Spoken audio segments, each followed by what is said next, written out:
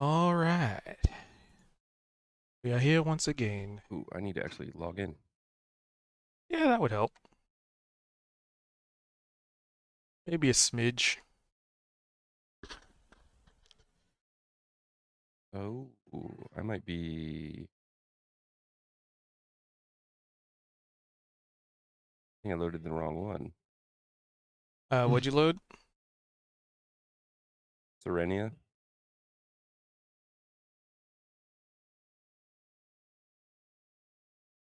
instead of Grenstal. Oh, you're loading into the right one. Okay.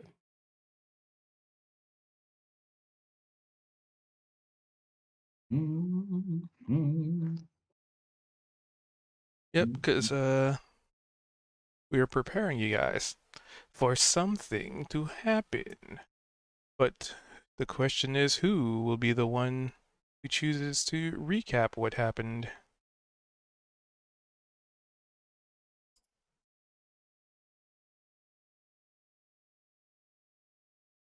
Sorry, I'm Okay, getting I'll, it set up here. I'll recap. So, we had entered the town of Grenstall and found our way to a tavern. We had slept for the night, almost. We were preparing to before Niavara went out on a little excursion.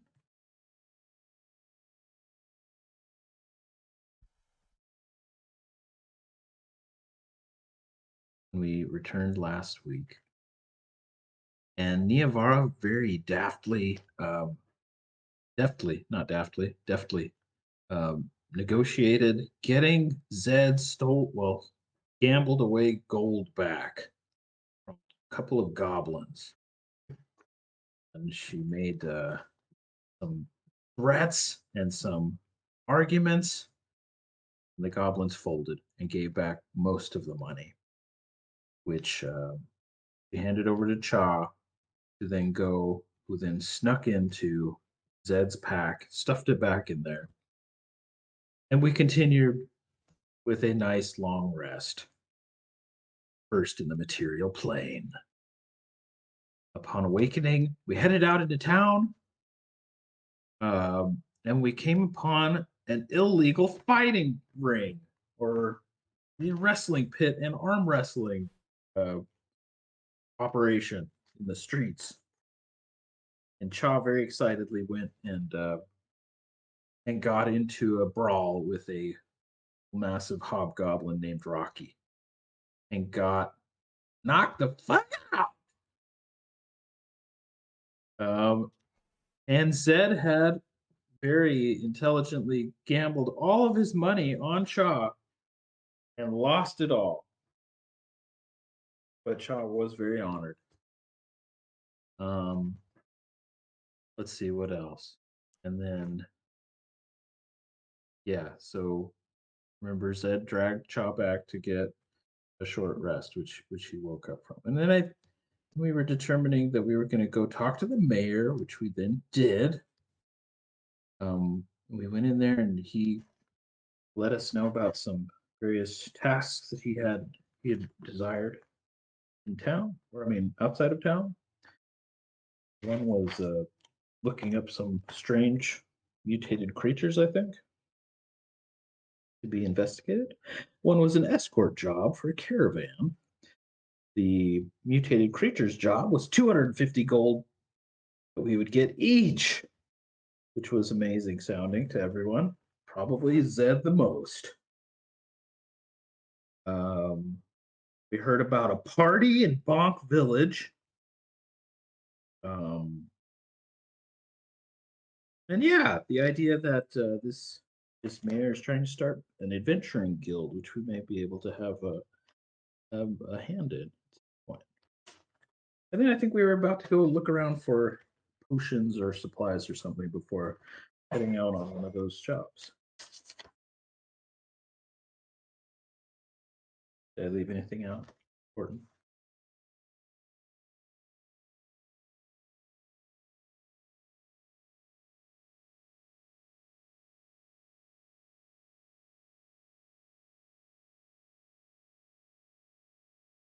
I don't know. Did you? I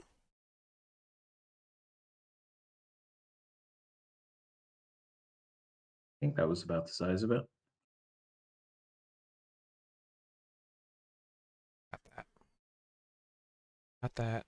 That. Oh, And the mayor was a halfling named Green Steel Bottom. We thought was wondering if there was some relation with Kozik Deep Shaft. Oh yeah, we did also see some elegant looking elves, one drow and one high elf that were in this place, but we didn't get too much information about them.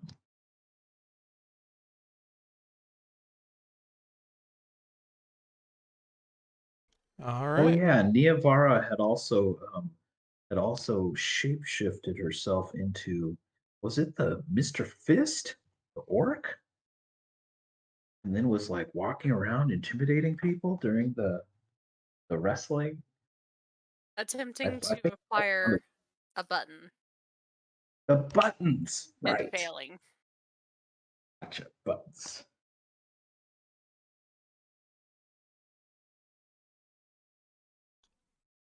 Yeah, that's about it. Alrighty.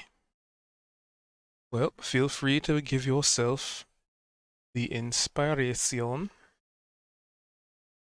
Oh, and one last thing. If we mention this adventuring guild in other towns, the mayor might be quite happy. We spread the word about this idea, might get more backers or something. So I think that's part of our idea going to other places.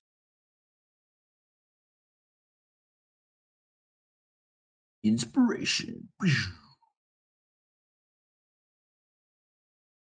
Oops, don't want to pop that notepad open.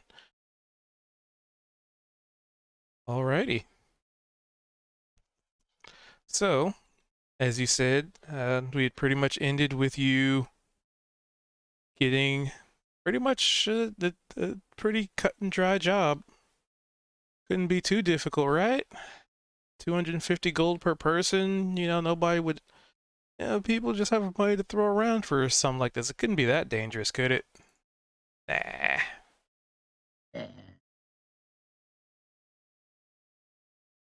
Did I move notepad? So yeah, it is. So you guys had. It's probably sometime around noon or so. Because you had your wake up, you had some breakfast, varying degrees of quail egg, bacon, coffee, vegetables, fruits, which Chad managed to, make fruit salad and syrup coffee. Yeah, I forgot about the meal. It was great. And it was affordable.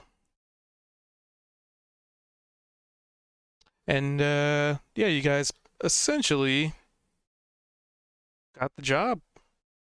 Now the question is, this is right as you finish your conversation with Mr. Steelbottom. And he essentially just he waved you out of his office. He was like, "All right, business is concluded." And then he whipped out his barrel and hat of drinking +1. And you're pretty much free to roam. You kind of walk past the secretary, Eliel. She seems to not really pay you much mind. Her face is deep in ledgers and books and signing paperwork and snapping her fingers and having papers just kind of disappear. Just some kind of very efficient filing either in her brain or some magical means. But you can definitely tell she's very focused on what she does. And yeah, probably ascertain that she does pretty damn good job at what she does. Shaw throws a bow and a charming smile her direction. They head out. So, you brush the doors open, walking past the entryway, the sitting room. And, it's a sunny day out. The sounds of carts rolling across the ground, the cobblestone, the children laughing in the distance, the chickens clucking behind fences, the sounds of people, maybe a bazaar nearby. You can very vaguely hear a word or two, but you get the feeling that there's people selling their wares out on the streets. It's just a busy day at about noonish in a up and coming town. And oh yes, and the sounds of construction probably starting. Hammers splitting, hammers hitting wood. Maybe some sounds of like heavy planks like flopping to the ground in the distance. It's just that time of day. Everybody's awake. It's bustling. It's busy, and you are left to your own devices. You have a job, and at this point, it's figuring out what you want to do or how you would like to go about getting paid.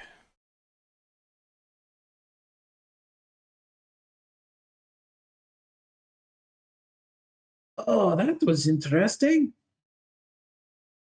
What do you think, everybody? Kozik, I know he wanted maybe some potions. There was an herbalist. Crumples. Crumples the herbalist. I have it marked on our map here.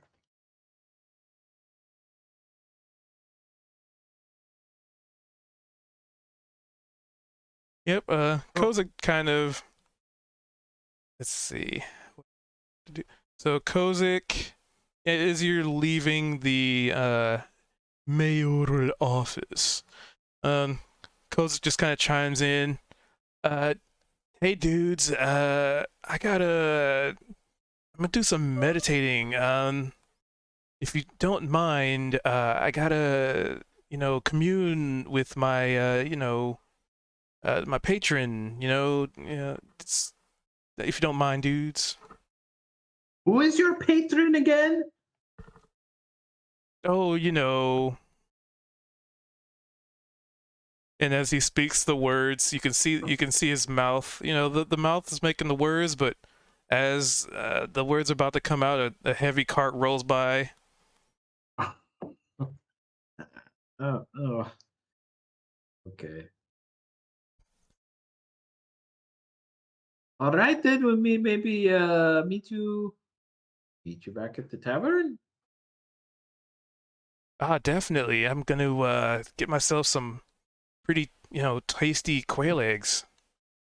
Maybe a couple more for my dwarvish, physique. Or Dungeon mean- Master, where in our map, how far away was this mark on our map for the mutated creatures investigation? How long would it take to get there? So to get to the point on the map, which has said creature, let me make sure my stream camera is set to follow what I'm doing. It is not. Let's fix that. Camera control. There we go. So where you are on the essentially overworld map, I need to shrink that icon just a smidge, but I can do that later. So you are currently in Grinstal. I don't know why my... So you're there. Where you need to be is about there. And these hexes are about how large? Give or take about a day's travel. Okay, so it's a couple days travel. Things pending. Actually, wait. Let me double check my notes on page. I mean, technically, it's like there. Okay. Day and a half, maybe. Because each hex is supposed to be... It's actually 2 days. Each hex is 2 days. Ah.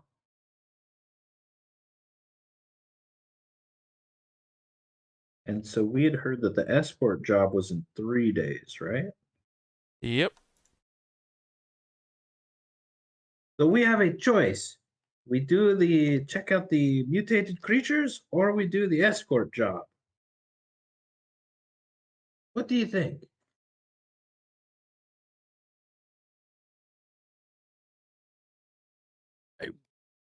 Sorry.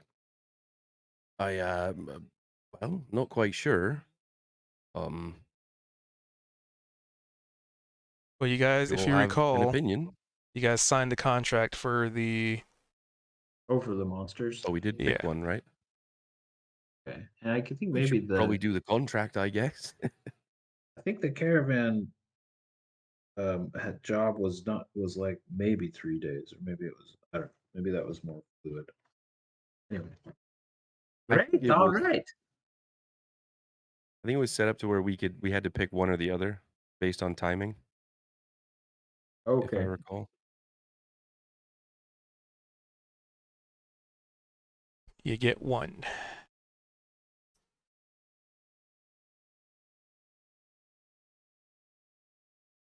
All right, so I think we're gonna head off in that direction, unless anyone wants to do anything here. All righty. Let's see, should we leave in the morning and have fun in town for a while? Get some stuff, check some things out. You want to hit the road. I don't think Zed has any money to buy things with at this point. You Oh, might not be wrong. right. That. We'll I come don't back have a here. whole lot either. Okie dokie. We can definitely come back later. We're gonna have to come back to collect our coin. So Correct. All right then. Maybe we can maybe we'll go tell Kozik to catch up with us real fast when he's done meditating. I think that perhaps that he might be spending some time meditating. And he'll still be meditating when we come back. Oh, gotcha. So we're going to check out mutated creatures without Kozik, without Ari. All right. Do you think that we can handle it? I don't question. know. Zed just kind of puts a finger up in the air. We did. This might sound kind of bad, but we signed that contract for all 6 of us, right? Believe That's so. Probably.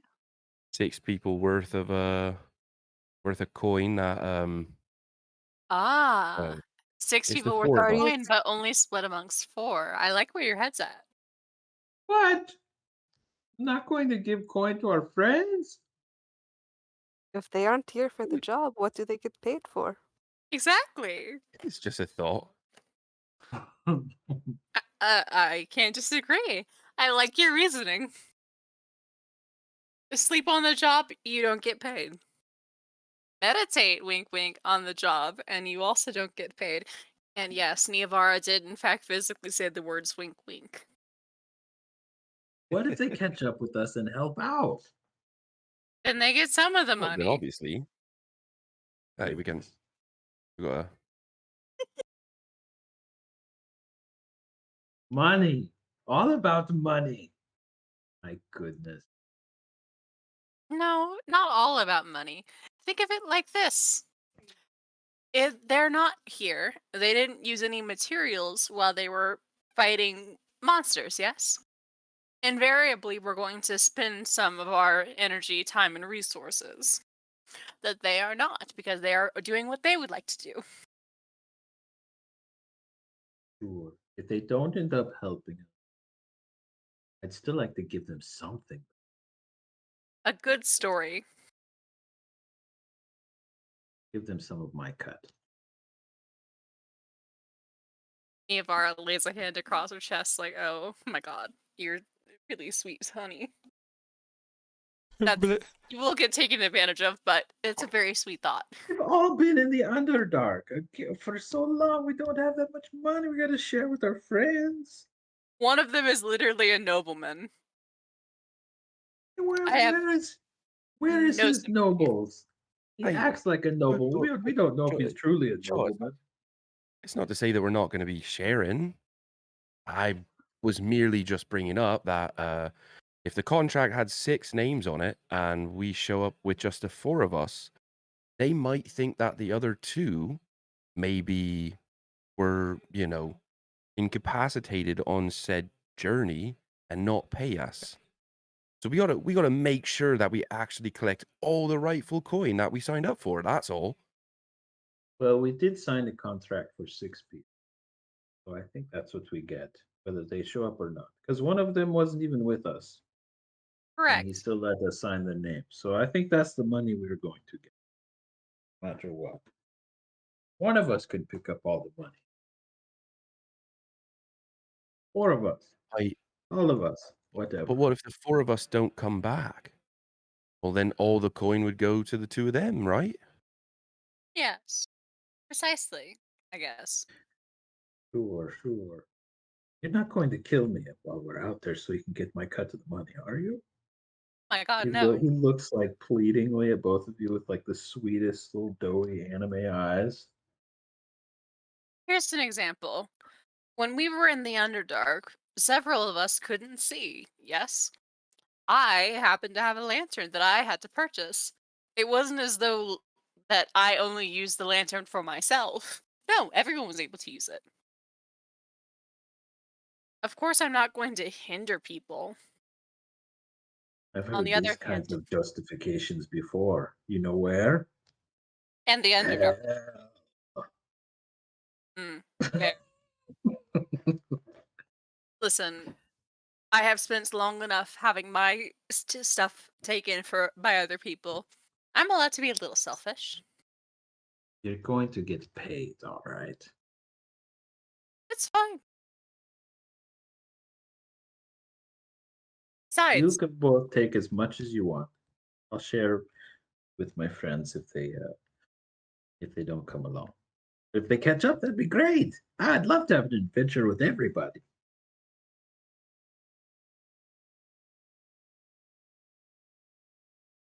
I besides, suppose like, it's training too. I grew up rich, and then I lived in a group where we had very little money, and we didn't really need it. I guess I learned that I don't need that much. No biggie. But I understand. You want so your go past coin. this.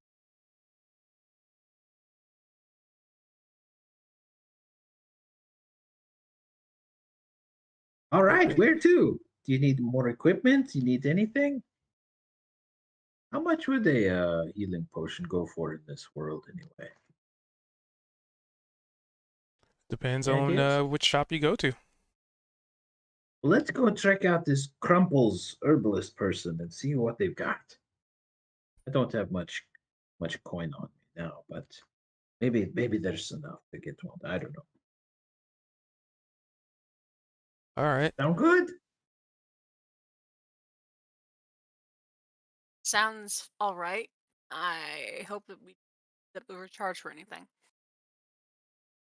Well, I'm sure that you'll make sure we're not, right?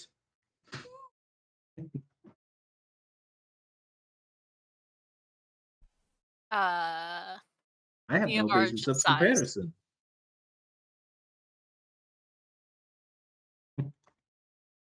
To Crumbles. To Krampus. So you point in a random direction, not really knowing where Crumples is. I did ask to have them put the spot on our map for the herbalist Crumples. And they've marked like not a shop but an area. So general direction. Yeah. All right. So you make your way through town. You definitely spot the hustle and bustle of the daily life of the townsfolk, the trade, the chatter, the banter, all the things you'd expect in a an up and coming town. And as as they say, take a couple lefts, take a couple rights, go this way, go on this street. Once you see this, if you see this alleyway, you've gone too far, you back up and go this way. And it becomes pretty apparent that, among this particular street is several buildings in construction. One of which looks like it's almost done. A lot of them have their structure up there, in the midst of filling in a lot of the blanks. But right now, one of them just kind of is sitting on the side of the street, and there's a signpost that just kind of says herbalist. It looks pretty makeshift and temporary, but you can definitely see there's a lot of goblins and elves and humans and maybe a minotaur in there doing some heavy lifting, maybe some orcs, and they're just all working to get these buildings up and completed. But you come across one that just kind of says herbalist and Crumples. On the way there, Child's gonna kind of step up to Neavara and be like, "Did you say you've had a lot of things taken from you?"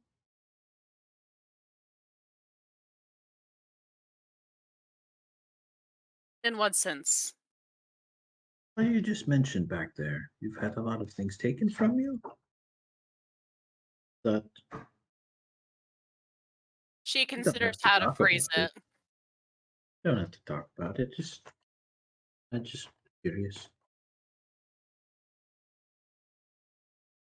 Let's phrase it as there's a reason why I am no longer working for my parents.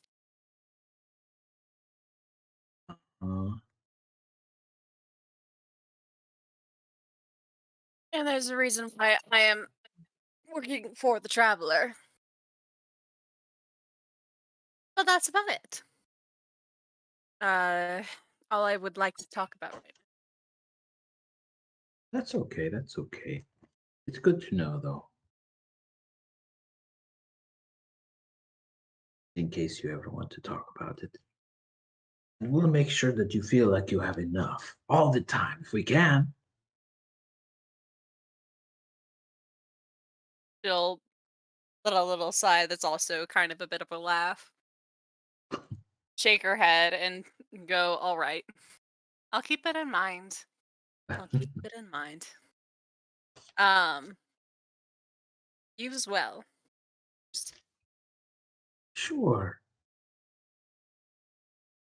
Think of all of our companions. You and I are the only ones who understand precisely what it means to be part of an organization where you're simply a cog in the machine.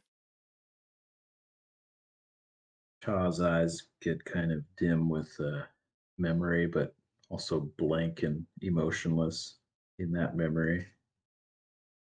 Yes. Yes. I agree.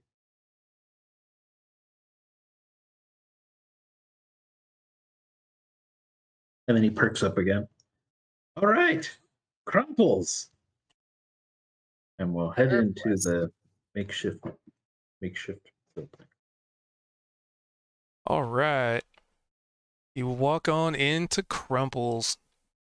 So the outside of the building, it's pretty nondescript, right? It's just kind of wood, it's walls, there's a window there, but it's, it's all covered up right now. Pretty dull gray tone, nothing special. But when you walk in, oh boy. So in this room, the walls are lined with various degrees of plants. There's some planters even in the middle of the walkway that form aisles that you can easily walk around and walk all the way up to the counter. You can see basically the counter from where you are. But more importantly, aside from the exuberance and color of this particular interior, which is a night and day contrast from, being outside with dull, bland colors, very grayscale. It is very aromatic in here. The aroma it's like walking into a garden that had just been picked of varying degrees of spices. Like your senses are assaulted by several different potent aromas, anywhere from I think they're chives to rosemary. Like I just picked rosemary, not grown rosemary. It is just a whole bunch of fragrances, maybe some onion in the air, and it's just all mixing and dancing together in the air. That when it hits your nose, it's almost overwhelming, but in a sense that you are okay, just kind of taking it in. And behind the counter, you notice that there is a pretty, well, you can't really tell how tall they are because it's behind the counter, but it looks like some kind of a avian person. Black feathers, a crow's beak, beady little eyes, and very, very, very lovely looking furs that are also adorned with leaves that cover almost every aspect of it, almost like little leaf feathers, as it were. And they notice you walk in. Ah, Greetings. Hi. friends, hello, friends, come, welcome to my shop, come. Are you Crumples? Yes, Crumples, I am. Crumples is me. Yep. What can Crumples get for you today? And you notice this, it looked like it was kind of busy, maybe moving some stuff around the counter. It completely jumps from behind the counter on top of it, and you can see it's maybe like 3.5 feet tall. For those of you who are accustomed to the above ground, appears to be some kind of a kinku. Short, bird-like, but no actual feathers to them. Well, at least they're not known for their flight. Yes, come. What can Crumples get for you today?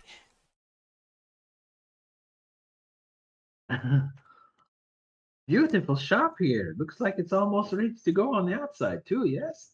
Yes. Soon. Building will be painted. Crumple's shop will be prettiest in town. Smells best too. And he just inhales deeply. Yes, That's many smells. Incredible. Well, my friends and I are heading out on a little adventure. And we were curious, you had any healing properties that we might take along? We might get into some scuffles with some monstrous creatures out there. We're not sure. It rubs its beak.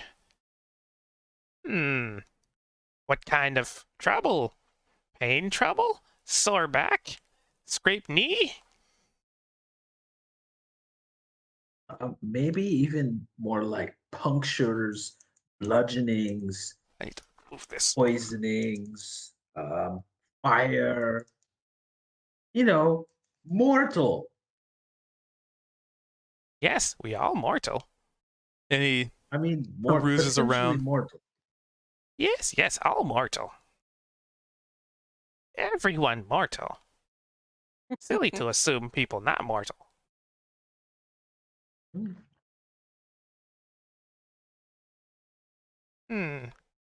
So, rosemary?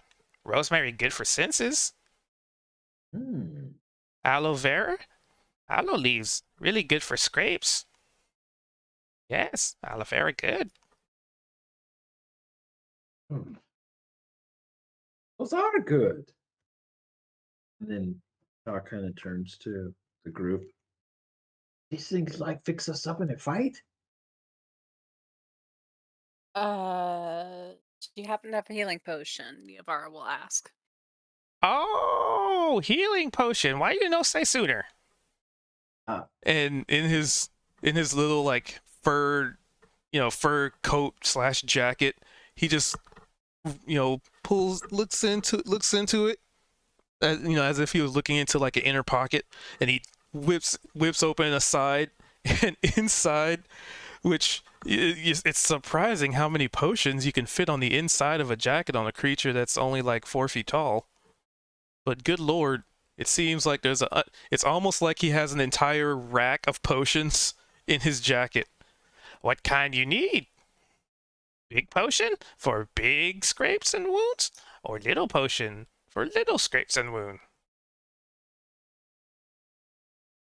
You might have like a package deal. I mean, how big a package? Well, I probably shouldn't be the one asking. I've got no money. Oh, unfortunate. Keep bringing up the pad. There it is. How many would it take to get a discount? Discount of these, and he points to the bottom of the many rows that he has of potions. These need buy 3 or more, then bundle deal. Very magical though. Well, not very.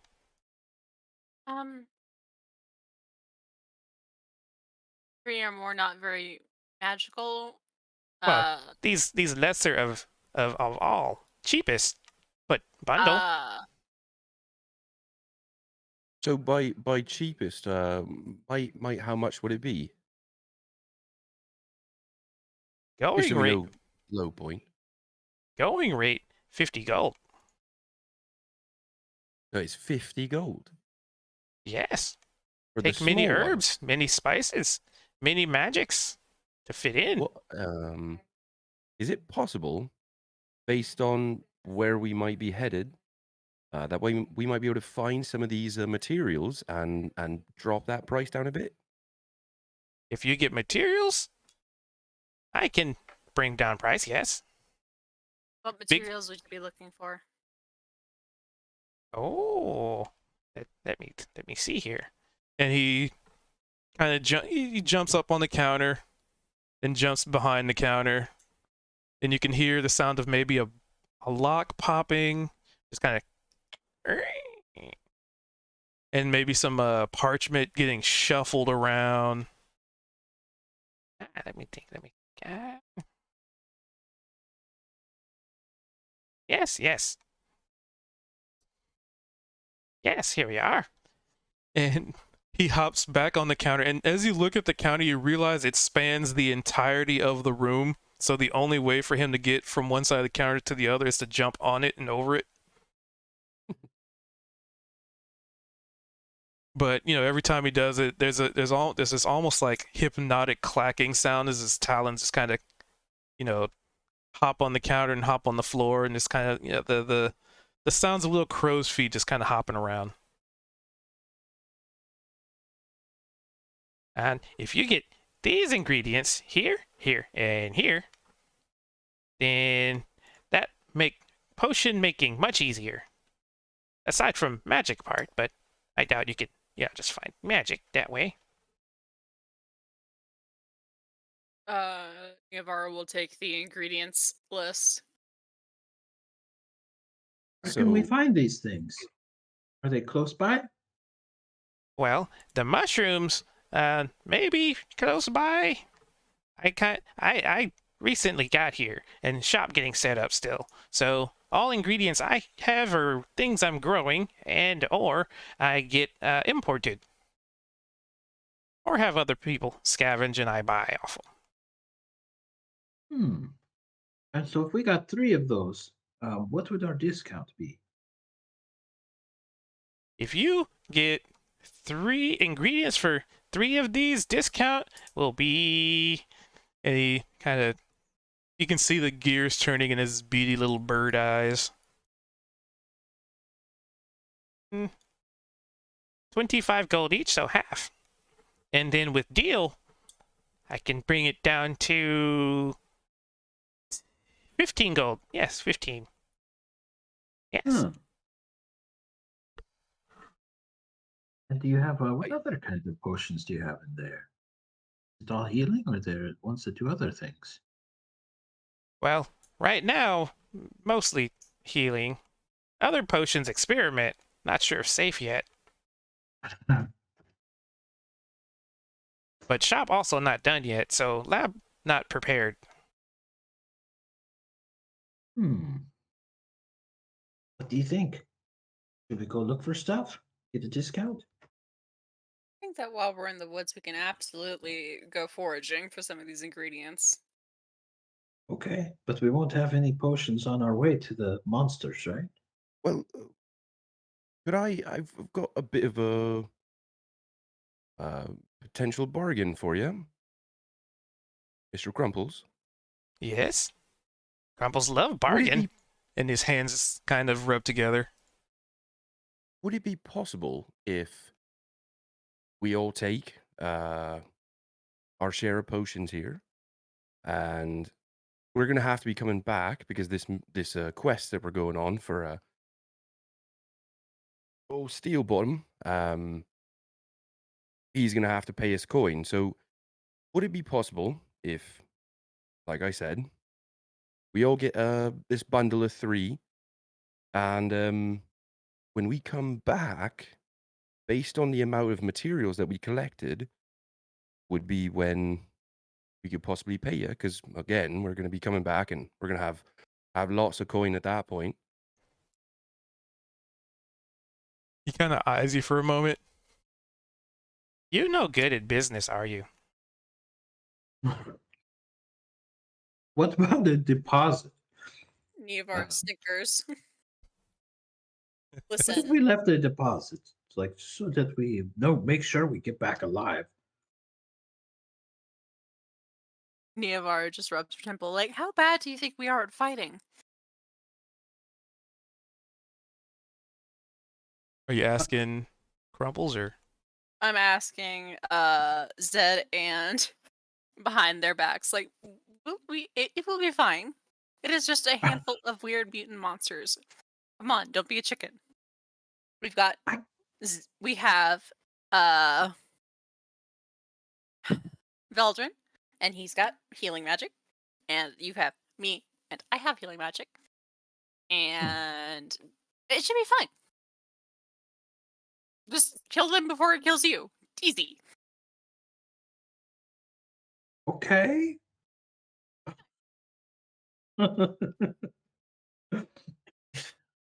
Don't worry about it. Besides, we can always run away. Throw a coin, and we'll feed someone to it. And if I draw the sword straw, I draw the sword straw. It'll be fine.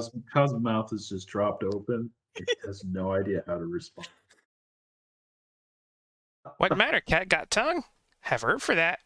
And he whips open his left jacket pocket. So all that's failing, we get some money and we go foraging. And if the monsters are too intense for us, we can come back for the healing potion after foraging a little bit. Okay.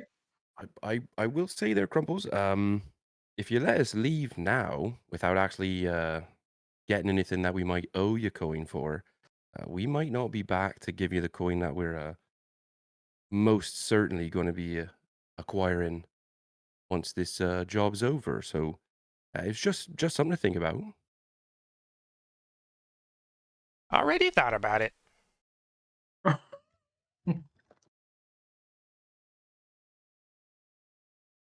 Chaw's just looking incredulously at Zed and Yavara.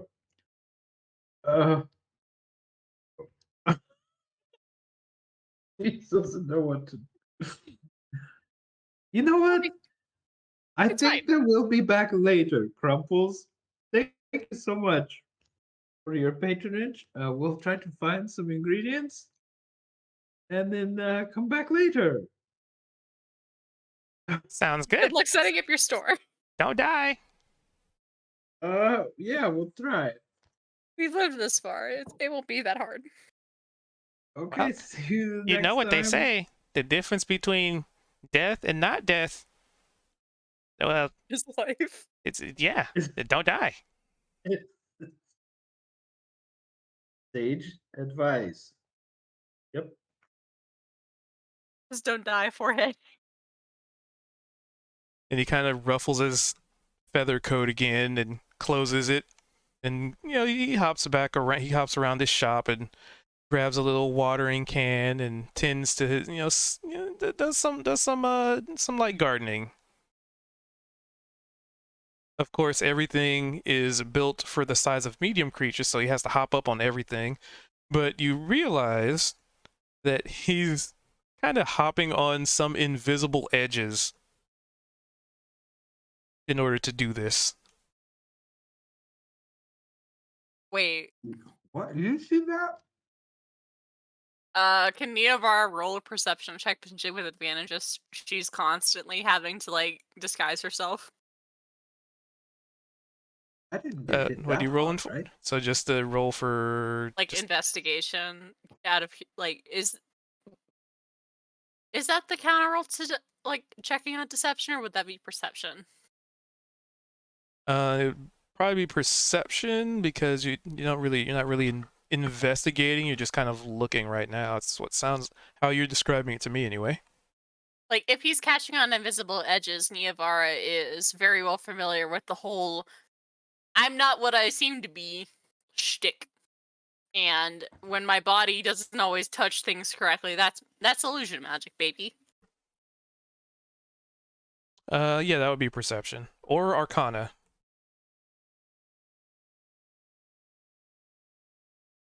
I am so mad. At your Did Johnny 13. want it as well? Because he's starting to notice this as well, and is wondering what the heck's going on. Yeah, perception away.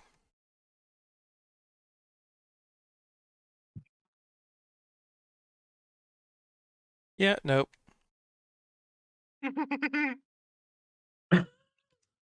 Neovara will point out the fact to Veldrin with the little I was just kind of pointing his finger at something and wondering if he actually saw that or not. Veldrin. Yeah.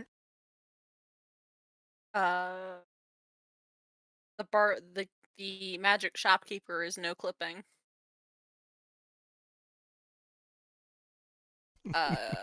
Can you? He's looking very suspicious. Do you want to see if you notice anything weird about him magically, perception wise? Perception or arcana wise. Two different results, but you get to pick one.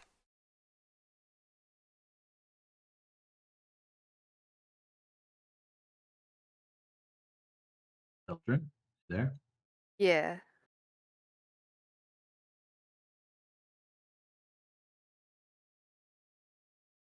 All right. Veldrin apparently has his glasses on. But not his magic glasses. Yeah, obviously. You need to tech Whatever, that's magic fine. for that. Duh. So with your perception, so what everybody's looking for, it would seem, is, they're like, do you notice that? That's kind of weird. And yes, first off, yes, you do notice it. But what that actually means to you, right? He's just kind of hopping up on these invisible edges on the sides of these planters, and things that are obviously too tall for him to actually do any meaningful work. So he's just kind of, to you guys, he's just kind of hovering. Yeah, two different results. I mean, everybody can see that he's hovering, but No idea what it means. Crumples, how do you do that? Huh? What? You're standing on thin air. It's no thin air. What's there? I So don't see anything. Crumples kind of he leans down a little bit and knocks on where he's standing, and you can definitely hear the sound of wood or a wood-like structure or substance. Or maybe it's just supposed to make the sound of wood. Maybe it's not wood because wood's not invisible. And you most certainly would have been, walking through it if it were there. Oh. That's a neat trick. Yeah, I know. Make it so I can garden. And customers no have to bend down all the time. Huh.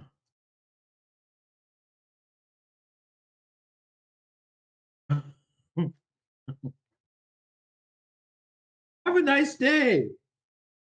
You too. Don't die. Okay. uh, What was Neobar that will. about, you guys? What did it? How does he do that? What is that? I have no earthly idea, or unearthly idea as it happens. If Wow. it's still tracking. Huh. Probably It's it's not. likely some magical item that we're just not able to see, like the locket. For that, it was invisible to everyone Pretty cool. until some. Mhm.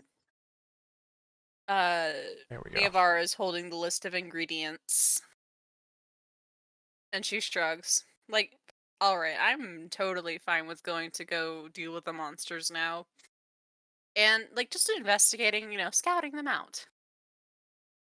So on the list of Okay. ingredients, there's pretty much as he has put it, the 3 M's: mushrooms, moss, and mossy blooms, or mosey blooms, not mossy blooms.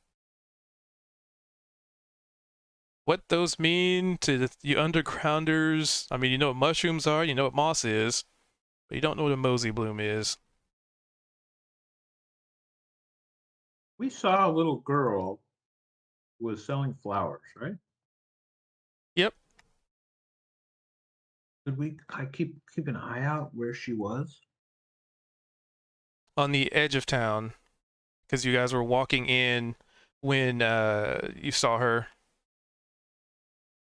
Hey, you guys, Uh, remember that little girl? Maybe she'll know what they look like. She could draw us a little picture or something.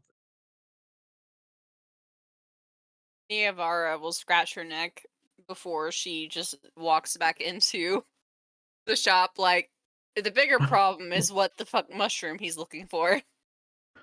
Do you know how many types of fungi there are? Oh, I want to. If he's just written the word mushroom, that Yep. could mean anything. That he did. He just wrote mushroom. ask him to draw a picture of the flower too. I'm actually going to request to look at each one of the objects. Yes. Good So he- one. She says, "Hi. So I understand that you would like mushrooms, but what type? Because I understand if I brought you back something poisonous, that would be very bad for everyone involved here." Well, not for me. Hmm.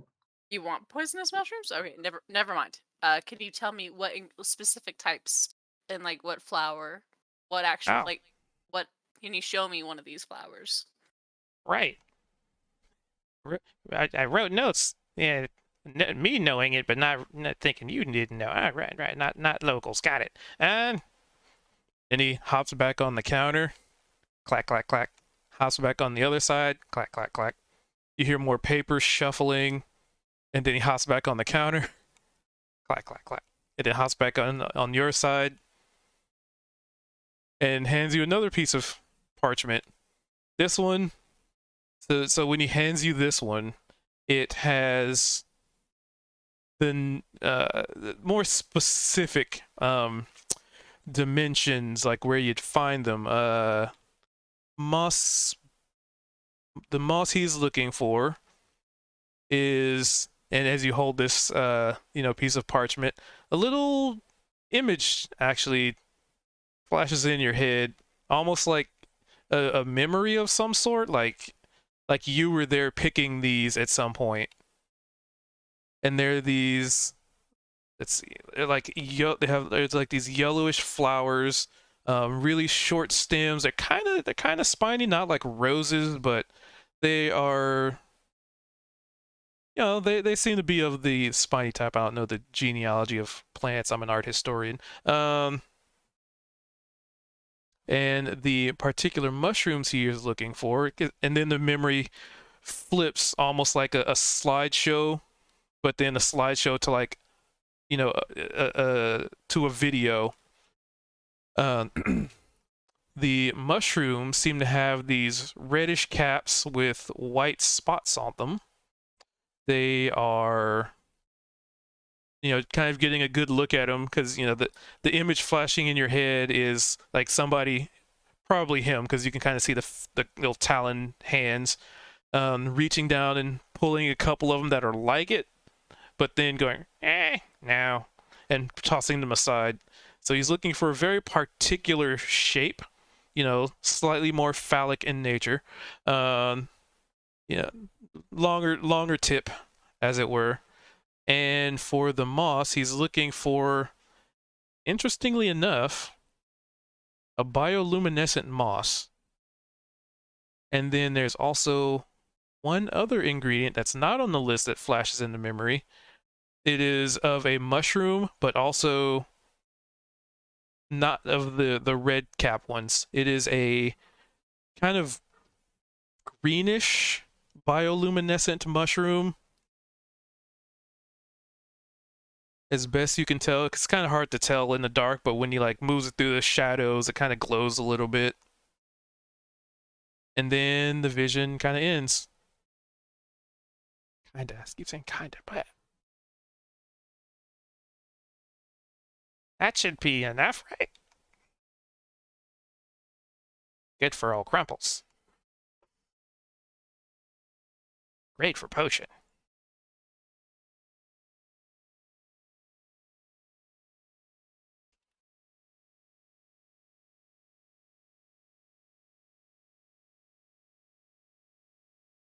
All right. Hello, hello, hello. Hello? Oh, I've been speaking and my microphone is muted. Ah, it happens. Niavara will nod and go, well, thank you very much. This was very helpful. I will keep an eye out for these things. Have a wonderful day. And with that, she will turn her butt right back around and march right back out the door to meet the others again. She's like, I got further instructions.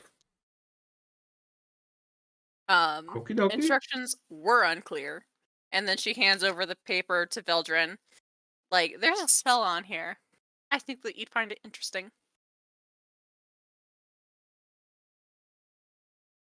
Does Veldrin He, read it? Oh. yeah, he reads it. You have the exact same experience, the exact same memory. To you, you know, to other, you know, to other people, it might mean one thing. But to you, you've had a sensation like this before, very recently, very akin to, you know, a memory, you know, like you reliving someone's memory. But this is, you know, obviously just much less intense and more specifically targeted towards these herbs.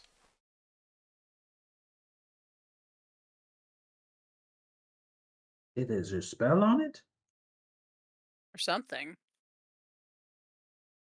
Okay. I Or, check it out. If Veldrin hands it over, I have no problem with that. Oh, he just kind of like leaned over and looked at it. He didn't Oh. take it. Then yeah, Niavara is not going to like hold on to it. She does not covet. Not this type of stuff at least. So she hands it over to Cha. Cha takes it. Does he have the same experience? You hear doom music, Rip and Tear playing in your head. No.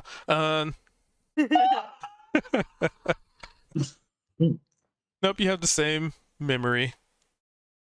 Whoa. Same experience. Cool. Hey, should we get those green mushrooms as well, even though they're not on the list? I mean, I we imagine find that them. there's some things that he's looking for, if nothing else. Okay. Wow. Cool. They glow in the dark.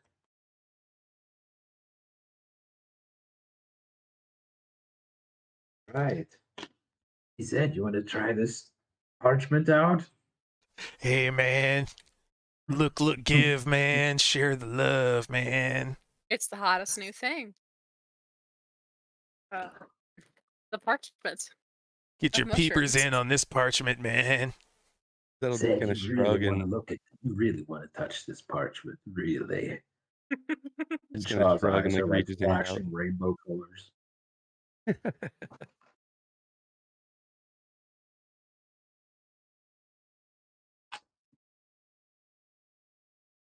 So we all see the same thing. Yep.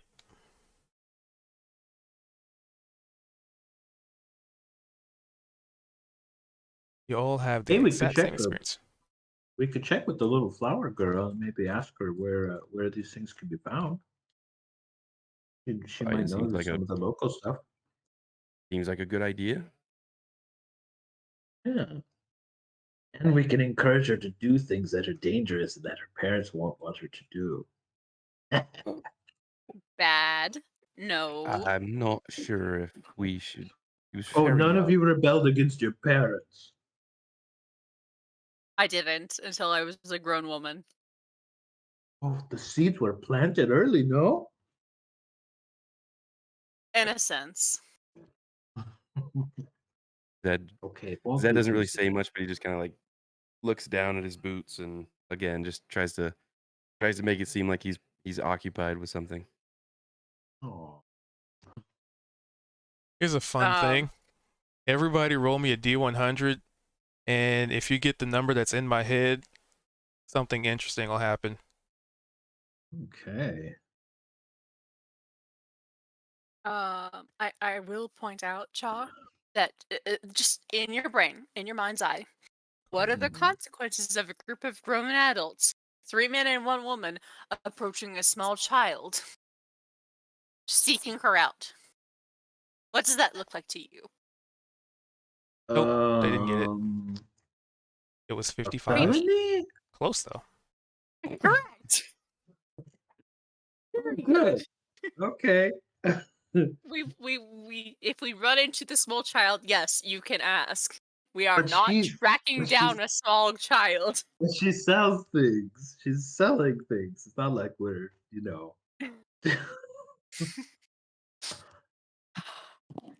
she's Picture the consequences of asking around the locals, hey, where's this small girl? I want to ask her a couple questions about some flowers.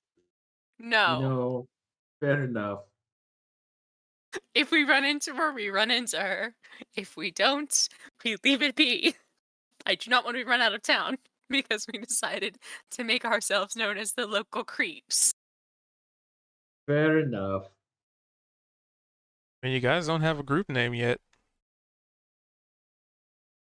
Local Creeps does kind of have a The ring to local it. Creeps. Sounds like local creeps. Hmm. And then you can open a Creepy. bakery, and it'll be Local Crepes. Ah, word plays.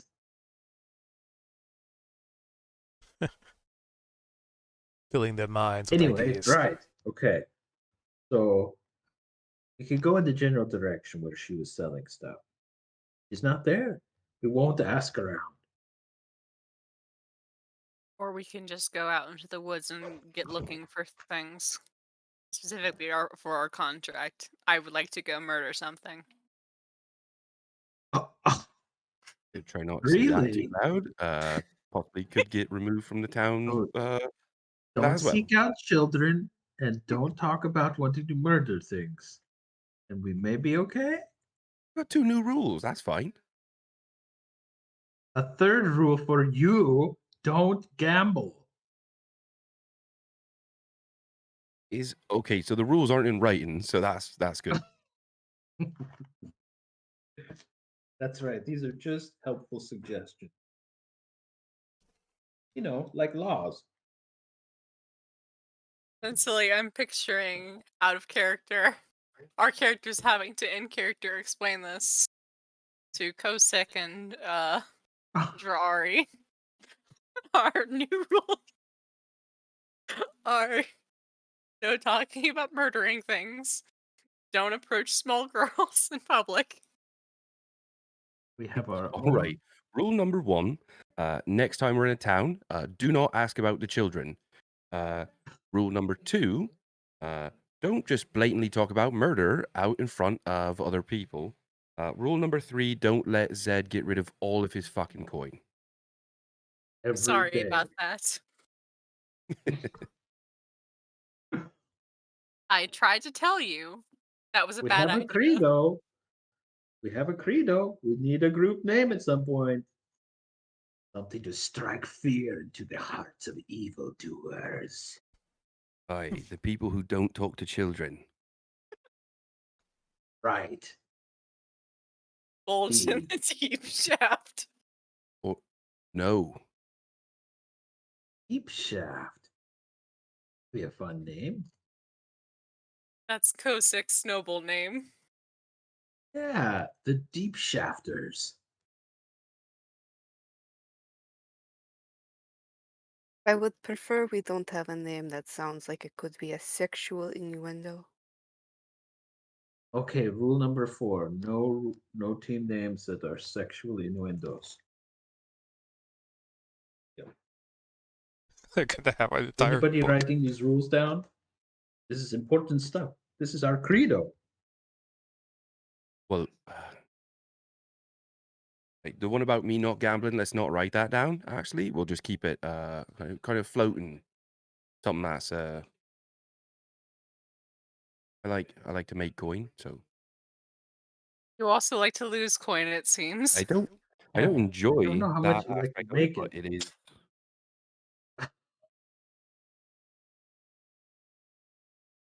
Listen, when I'm you writing play this against down. the house like this, you lose. We understand this. Maybe I'll learn a thing or two, and then you can bet on me more when we get into if I get into brawls, okay? But come on, man. This is my first day on the material plane. I have a lot to learn.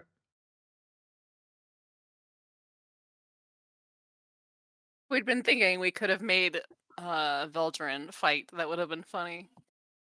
Big scary drow. And just let Chaw win. I like it. Yeah, we need to think of some schemes for if you're going to gamble and if you're going to bet on fighting. We can come up with stuff. Bunch of smart deep shafters like us. Oh wait, no, we're not using that. yeah, we're not. Not using. Gotcha. Pretty catchy though. No, it would be actually kind of funny.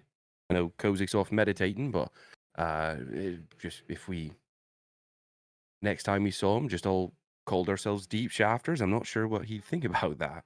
Perception. What about the Oh. moon deep shafters? I think it'd be fun to shaft him Wow. on that if you catch my drift. But yeah, Ah! I'll be right back, by the way. 16, Oh, there she goes. 14. Oh, Okay, pretty let's good go wisdom. look for children. I mean, not Correct. look for, not we'll go Correct, in the correct. general Yeah, in the we're not general looking for- direction of a child. We're going to Of- find information. That's what we're looking for. We're just information and not have to be necessarily targeting children. Right. Right. In the direction of people, Information. information people. Right. So I think we'll head over toward where we ran into the flower girl before. And is she around? She is maybe. Give me perceptions, Okay. but with disadvantage because it is very busy and there's a lot of people here. Okay. Are we all rolling? Whoever's looking.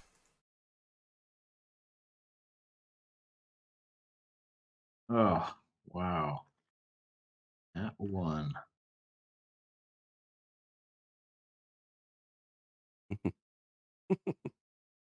It's not good.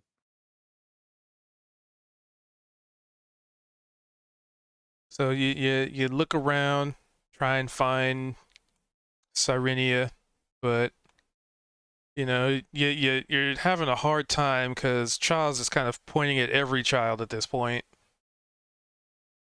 He's just Oh, no.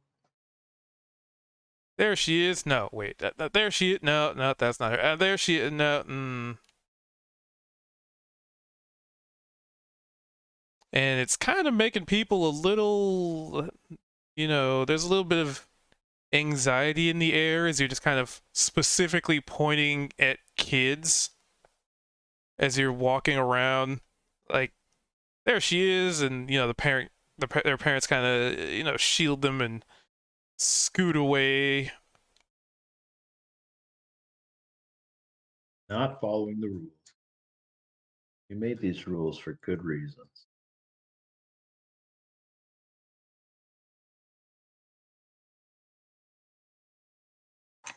So no, you do not find her. Don't find her. All right. At this point, Zed's kind of noticing the eyes that are on us and the looks that we're getting from all of these townsfolk. Chaw kind of taps Chaw and says, Chaw, we should probably just stop. We should stop pointing at the children and we should go. We should go probably. Yes, fair enough. Totally. Got it. Sneaky mode. Okay, let's do it. I say probably don't look anyone in the eye, and we'll just walk with a purpose. Okay, purpose. Got it. Purpose. Change the effects the appropriate time I guess of at this day. point, I think we're all gonna Leave head town. off to Yeah, find some mutants. let's do it. Mutants and mushrooms. All right. So, at long last, after much debate, after much revelation, after much information gathered, and children totally being pointed at, and after much almost immediately violating of rule number 1, I wrote these down, by the way. You make your way out, pretty much heading north, following that road there on the map. And as you're, at long last, you're leaving behind the sounds of the hustle and bustle of Grinstall. The smoking chimneys kind of begin to fade into the canopy. Let's see, it's still sunny out. The sun is still in the sky. It's a lovely day. A slight breeze maybe, but a lovely day. A lovely day. And following the road, you come across that same bend in the road that you came across before.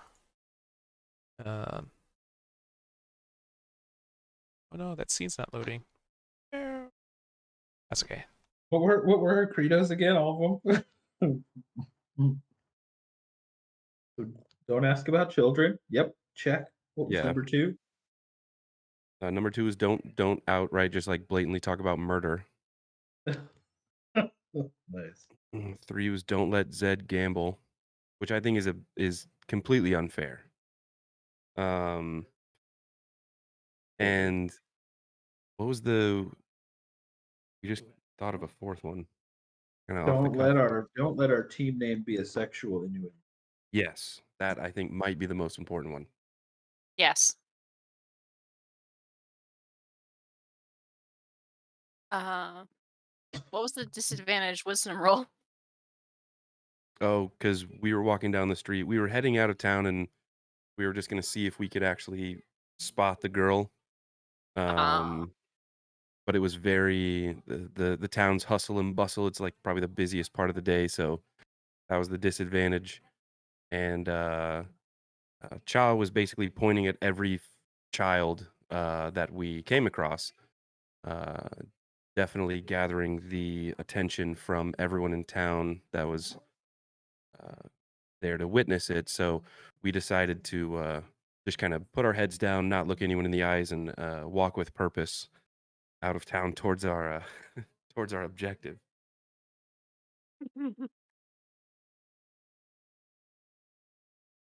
Which you come That being said, across. I'm gonna run to the bathroom real quick. Yep. To which you come across that bend in the road, you know, with the pea water. You know, you make your Nice. way past this.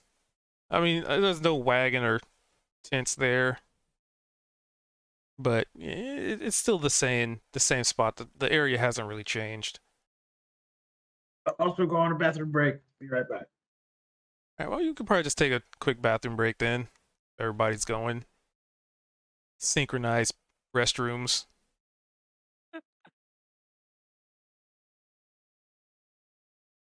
Do. Group pissing, if you will. Should that be another rule for the group? No challenge pissing. Something about pea water? Don't swim in it. We'll bring it up at the next board meeting. Next time everybody's together, we'll discuss. Bring up our list of rules. We will not provide any context. I mean, it's a loaded subject. I feel like no context would be really necessary.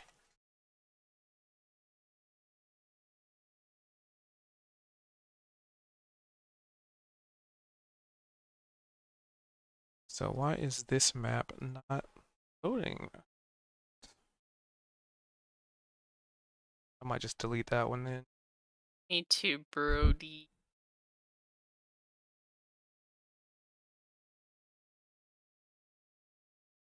You're so cute. Here. Okay, so we got that.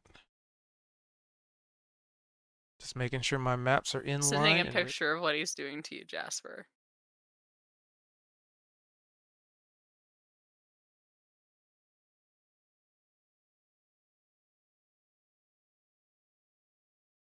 See, is that working? That one's working. Okay.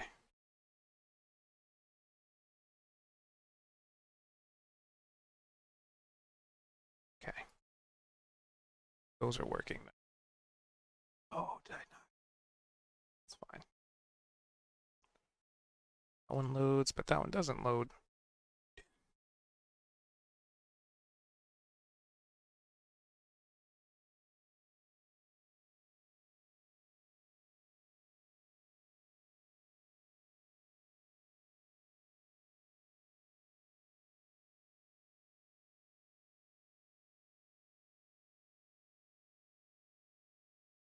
Need to see if it imported walls properly. Did.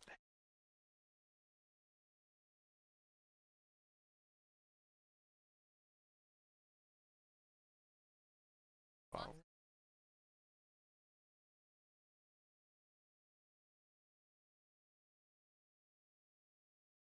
So many light sources overlapping. I may need to fix that.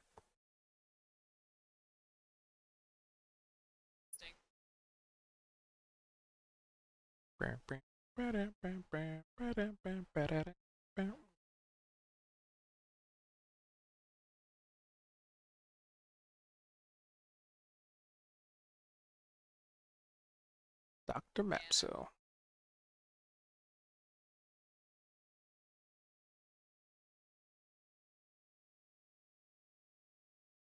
How? Let's see, making sure this map loads.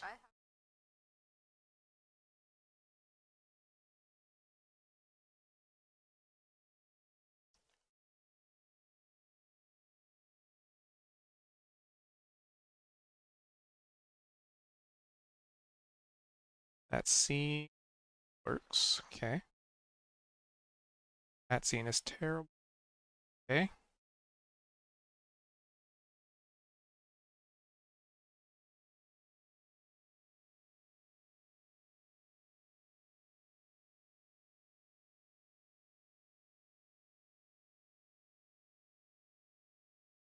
Okay.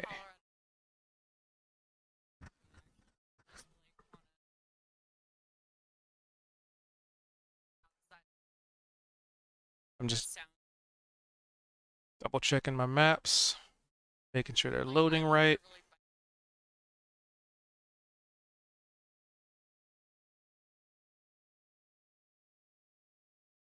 Because it is giving me an error.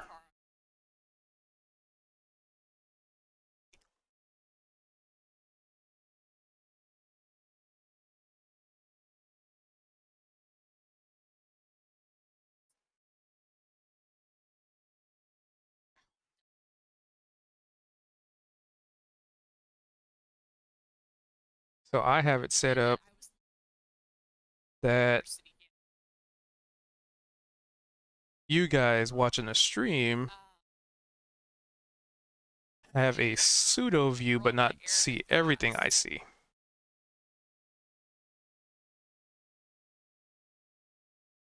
Hey, Spicy, appreciate that, buddy. Thank you for that there, subby wub. 7 months in a row, holy shit. My man. Finger guns. I appreciate the hell out of that. And you get access to them emotes. Look at them emotes.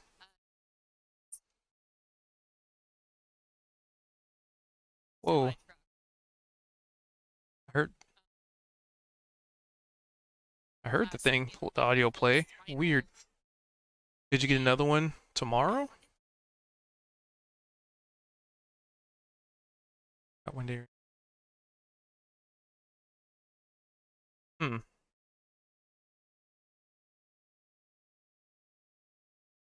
Send it now, not a month ago. Wait, send what? Did I miss something?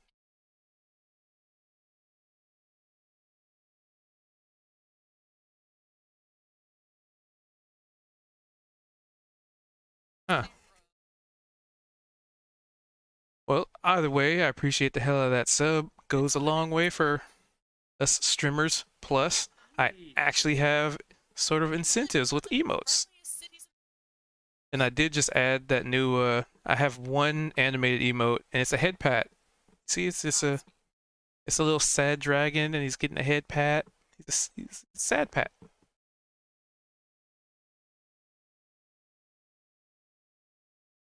I guess it's on my monitor, it's really small, but I tried to make them as distinguishable as possible.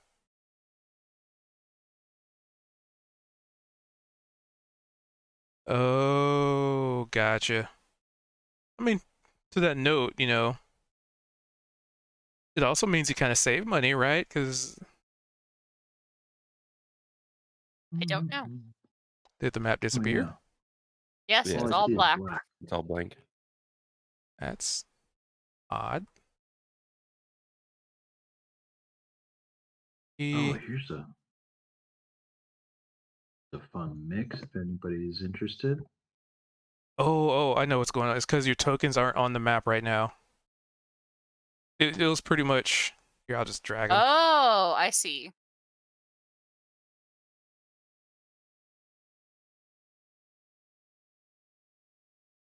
I should. Let's see. Can you?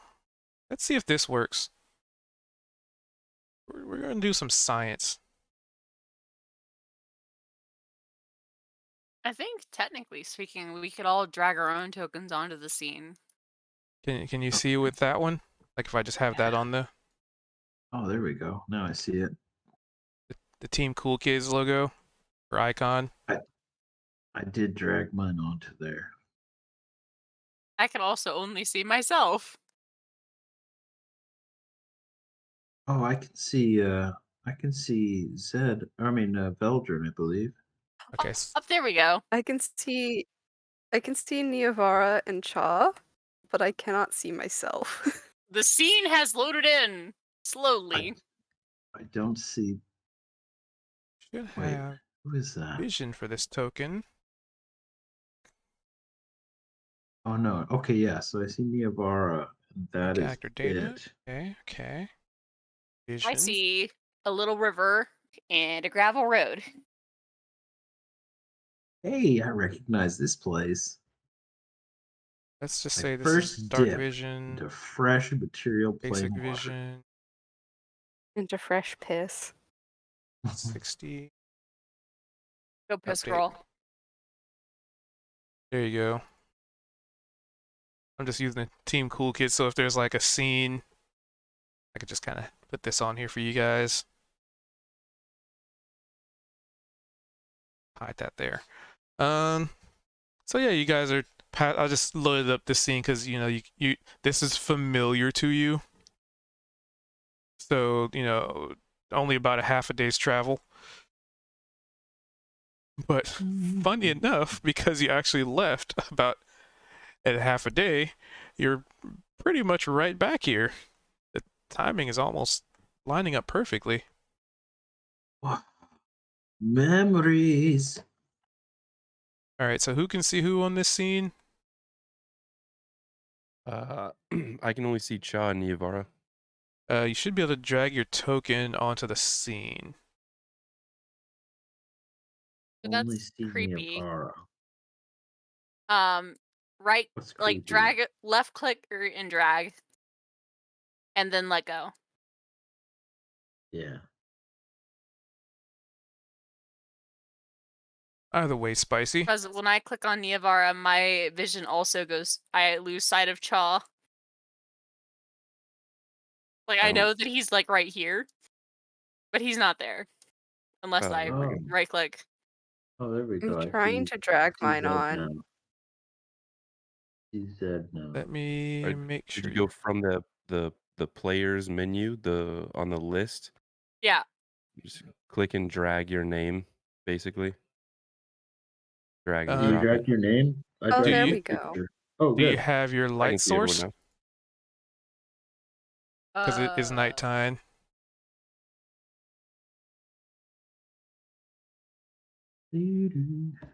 I should still have And I can move some around. night vision, but yeah, I have a light source.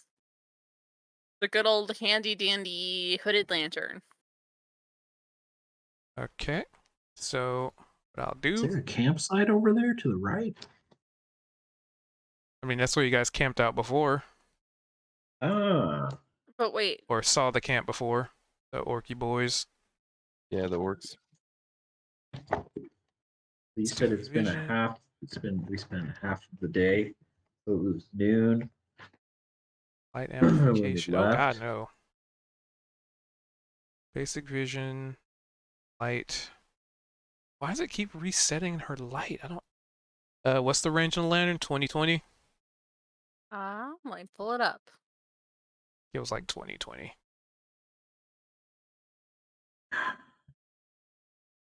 30-30. 30. Mhm. 30. I'm not sure why it doesn't save it, but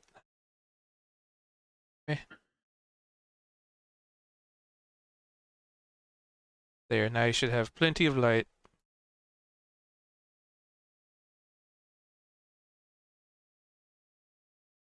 Oh yeah, you have like Oh, it 100 feels retweets. just like yesterday that we were here.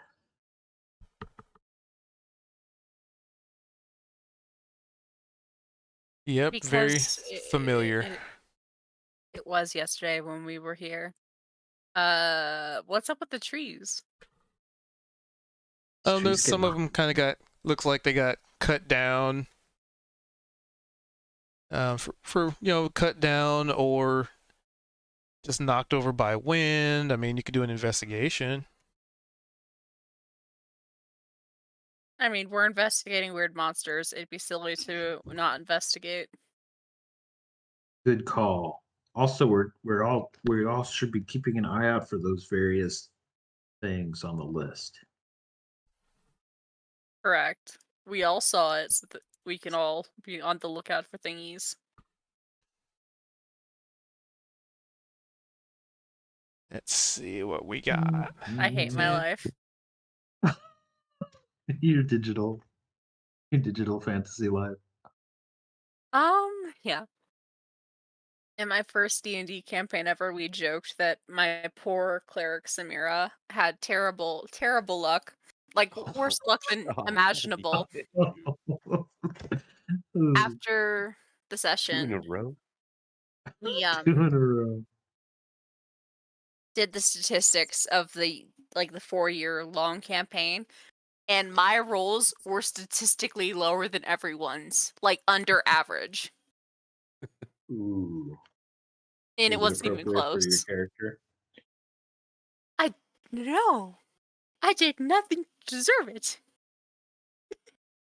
but it was really funny.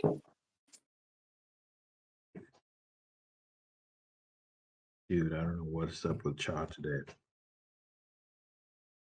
Maybe Dice it's because he you. only has like 9 hit points right now after getting beat up earlier my- in the day. Well, you did get a rest in. Short rest, But- yeah, but I only got 9 hit points back from it. Oh, I got you. I will say the first one was disadvantage. Yeah, now it's just Yep, normal so bad this rolls. one, just normal nat 1. You're So with your 10, I mean, it's not a very difficult roll, right? So these trees look like they have been forcefully knocked over by what? It could be any myriad of things, right? It could be wind, it could be that they were just old and kind of one fell and knocked the other ones over. Cha is pretty sure something burrowed up out of the ground and knocked the trees over and then placed them exactly how they placed them, as if to lure you into some kind of trap. I don't know. Telling you guys it's a conspiracy. Watch yourselves. Look at your feet.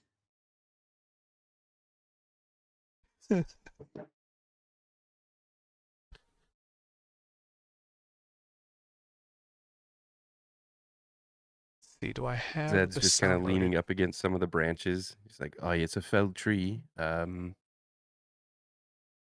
what they want you to think, Zed. It's what they want you to think. And now the first use of the audio. All right. We double check it, make sure it's not too crazy Yeah, loud. Mara will just snicker as she wanders over to the old campus site.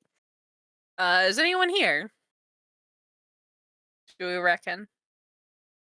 So the tents look, like they've been set up but not really taken down, so they appear to have a lot of just weather damage. Like half of them are just knocked over, kind of like somebody just up and left in a rush. Like they're Mara yeah. will perform another investigation check. Because this is interesting. She doesn't like this. Hey, that's one better. Oh, I'm so proud of us. wow. Come on, digital dice gods.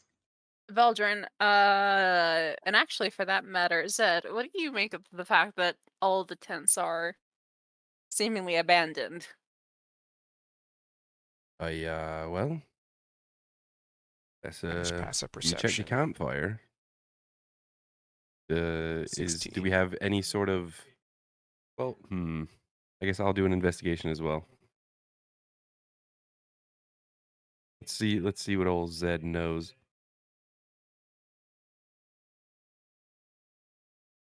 10 plus all mods. Wait, 10 plus all Veldrin mods. being the oh, smart auto- one. auto Helgen's percentage. the smartest of us all. He picks up on everything.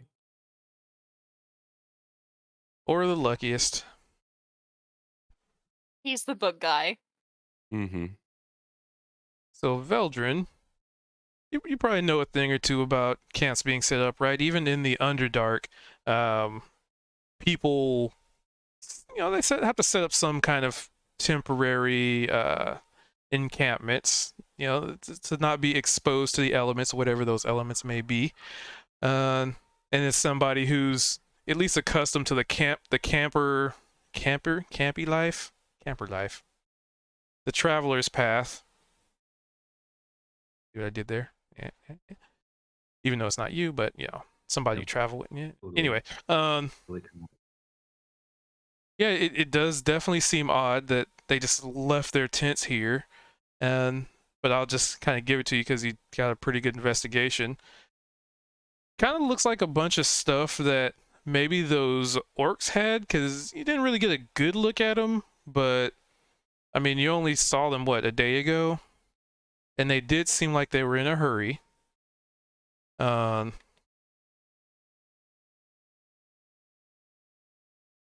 And yeah, you have a pretty good wisdom. Wait, intelligence. So yeah, you'd remember that. They were like, well, you know, it's getting late. We gotta go. We gotta get back to Bonk Village. Stuff to do. You know, we don't want to be out here when it's too late because, you know, there's all sorts of predators and, you know, stuff happens. Why would they leave their stuff though? My actual point is if they weren't planning on being out here after dark, why did they set up tents at all? Good question. So I don't think that that's them actually. We look inside these tents and see if we see anything. Well, with your delightfully great rolls, particularly because Cha rolled so bad. And this is technically a different scene, but I mean, I was in that one. We're rolling with it. You're still under the impression that it's a conspiracy, right? There's trees that look like they were knocked over. These tents are just sitting here. Something's up, man. There's gonna be somebody jumping out at us at any moment. You know. You guys, I'm telling you. And remember that bush that was moving around last time? It was The some very gnomes. bushes could attack us now. Oh, that's wind. No, remember there was a bush. It moved. It walked away. There were Yes, goblins standing by. There were some goblins in it. Exactly. These tents might not even be tents.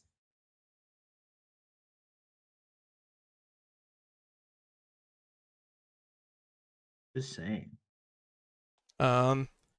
With Veldrin's investigation, they are 100%, undoubtedly, unequivocally tense.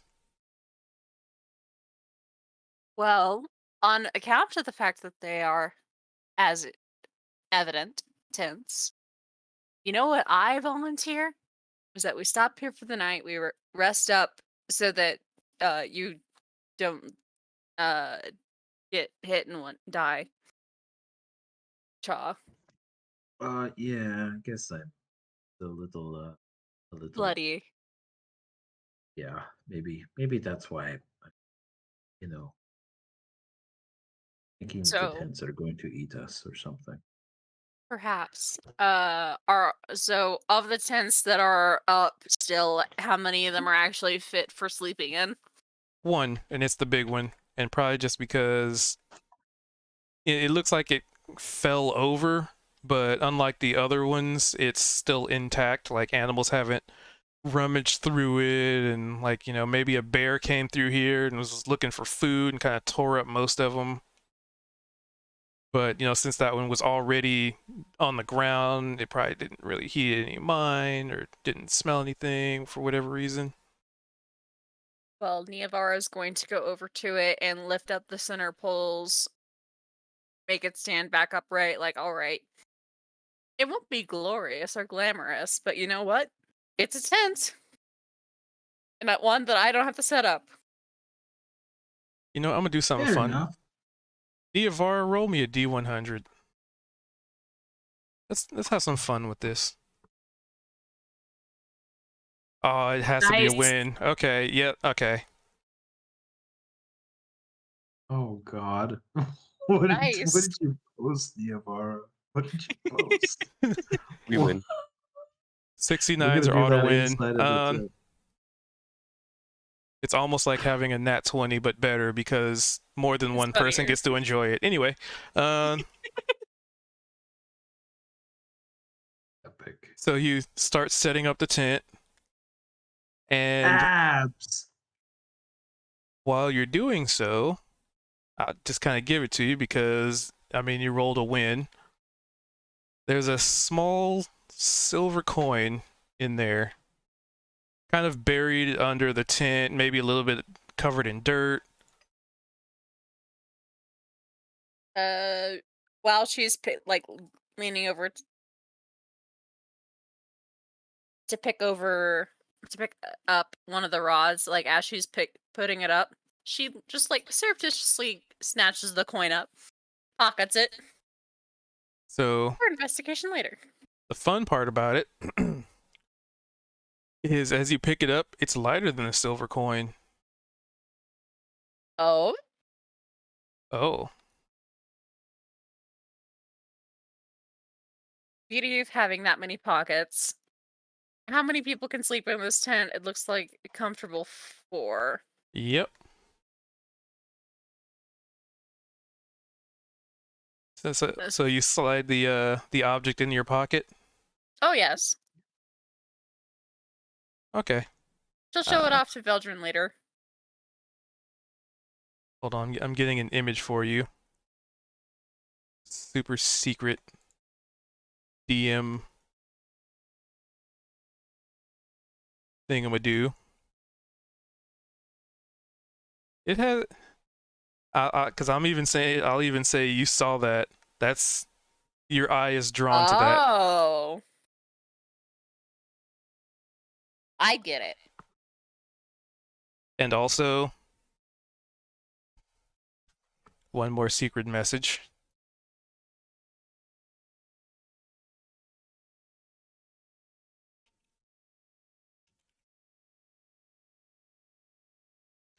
All right, continue. Very nice. She'll slip that into her things, set up the tent poles, and be like, all right. So, it may not be nice or glamorous, however, I do think that it'll work just fine.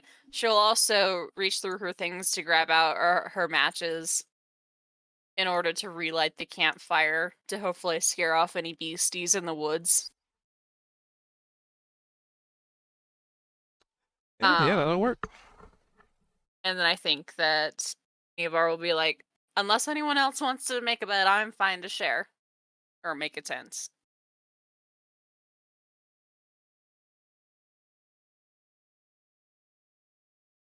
Oh, just roll out my pad.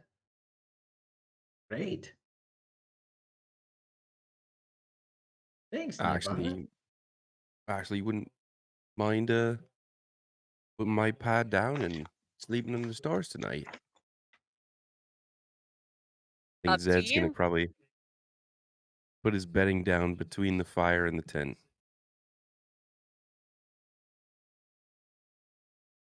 Evar will let out a little lofty shrug.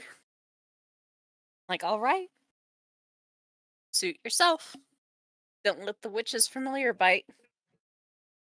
There's a witch out here, Zed. You sure you want to be out here alone? You have a tent to protect us. I The just happened to be witches. And the wolves I'm howling in used the to- distance. used to as the sleeping under wind begins stars to on roll on in. a ship that we sailed on. It'd be nice to be able to do that again.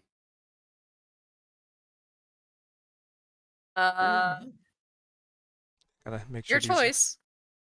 I did say. Scream. Scream if you need help. If there's nothing attacks you while you're asleep, and covers your mouth so that we can't hear you scream. In the meantime, Cha starts casting a series of images hovering above the fire of like horses running. So what do you cast? Right. First question, what are you casting? And second off, what does it look like when you cast it? So he's casting minor illusion. And I have and them it's described. just right above the fire. He's just kind of creating a series of images. He's moving his hands, sort of a wave-like pattern, and let's see what's minor. Yeah, and he's kind of whispering under his breath. Or he's just creating like a series of pleasant images of like leaves falling from trees, like and like the Milky Way shining. It's all like floating there, like a three-dimensional image, clear and beautiful. And he's The like audio's working. simultaneously casting like a thaumaturgy to kind of like give sound effects, and he's like, showing some images of the Underdark and like the mermaid and the giant crab. And it just kind of is flashing around. It's like, just watching a little show while the fire's crackling. Can you guys hear that? Yes. It Yeah. actually spooked me. I thought Perfect. that like my brother was like pulling a prank on me. Why do I not hear it then?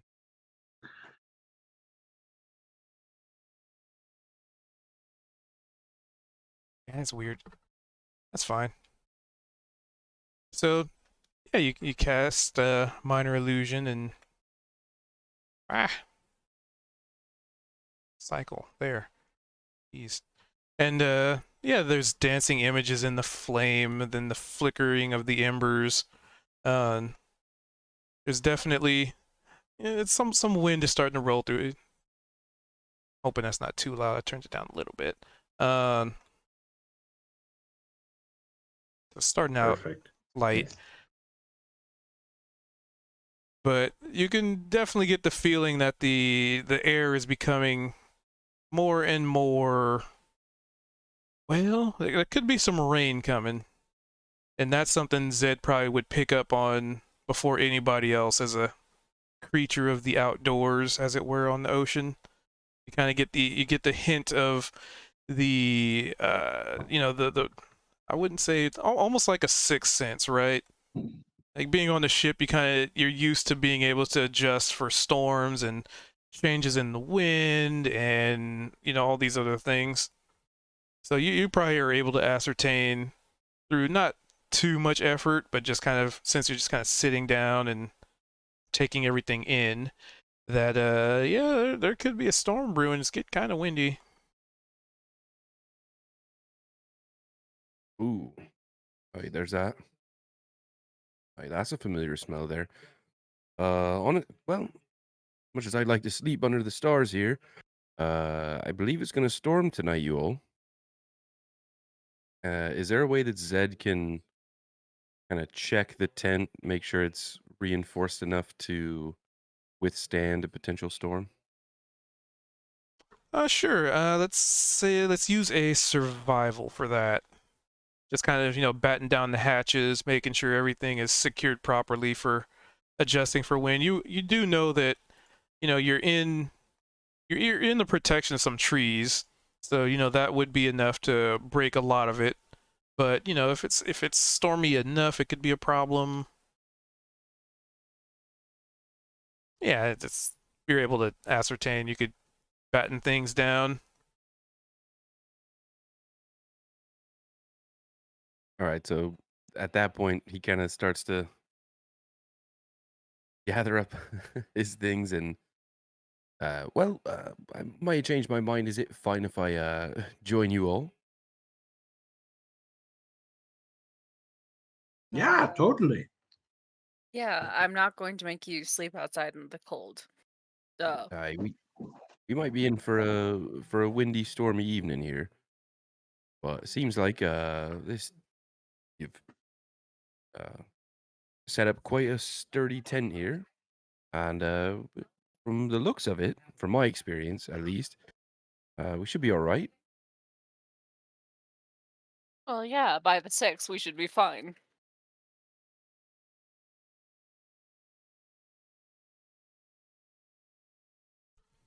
So, is anybody taking a watch, or just everybody going to be in the tent? I could take first watch if you guys would like.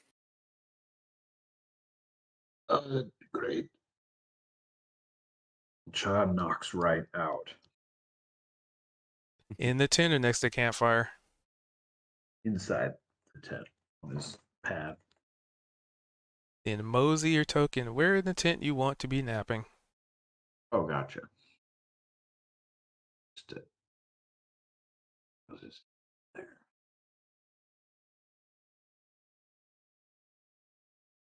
I guess Zed will be right inside, just kind of almost keeping tabs on things. My mic's so weird right now. All right. So you guys start to settle in for the evening. Niavara decides to be the one to take the first watch. And the wind definitely starts to pick up a little bit.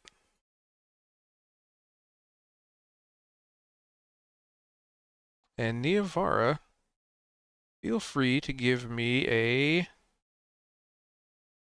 perception, as you are on watch.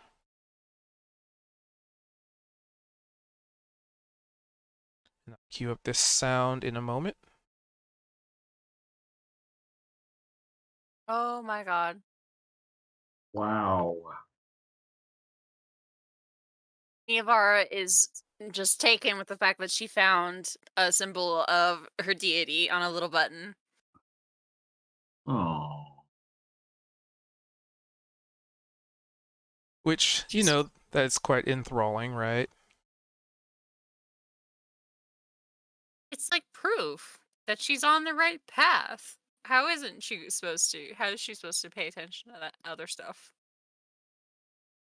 Yes, unfortunately, other stuff being the storm rolling in.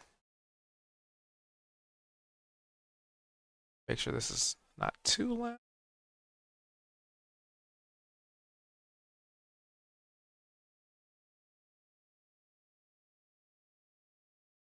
Picks up. There we go. Yeah, feel it. Feel that rain. As you're taking a moment to probably sitting down, observing the button, just kind of taking in the sheer luck of it all, right?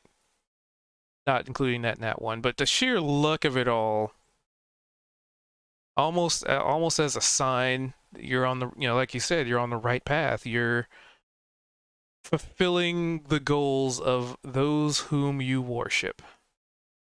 What greater honor is that than to be, I guess in your head, maybe even to be handpicked by a deity, right? Because, a lot of clerics and a lot of clergy, they worship and they pray and they go to, they go to the, to their prayers in their churches, and, nothing really comes of it. But there's those select few that can draw power from the deities that they choose, right? Like, only there's a small batch of people that can do that. And then even more so, to have such a level of confirmation that you've just got a small percent of a small percent. Definitely humbling. But at that point, that's when you start feeling the raindrops. The raindrops are falling on your head. Meaning that it's time for Niavara to duck into the tent because she doesn't want to get absolutely soaked. She'll stuff it back inside and slide on in.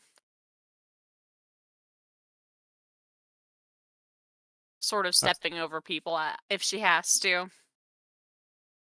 Yeah, probably. If Zed is awake, she'll just nod to him, like reins in. Yeah, Zed's just been kind of sitting in the entryway, basically. Definitely not asleep.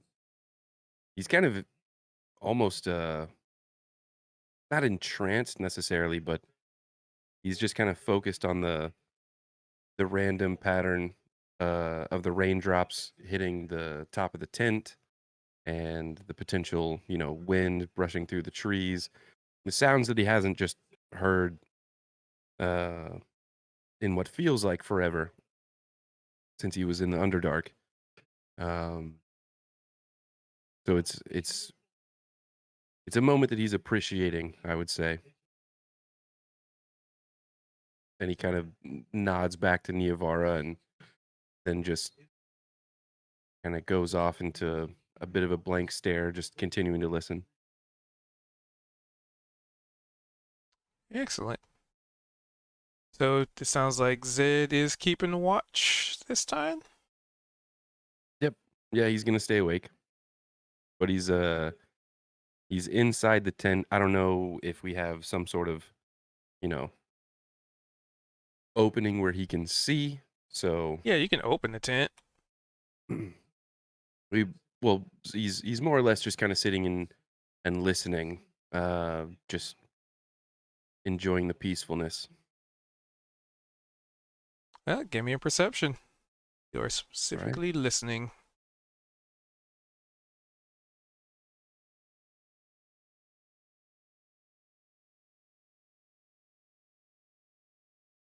There we Eh. go. Your listening does not go without result. As even amongst the whipping of the leaves, as they're being assaulted by the rain, as some might describe it. There's, you heard wolves howling off in the distance before, but now they sound closer. And with the 19, much closer.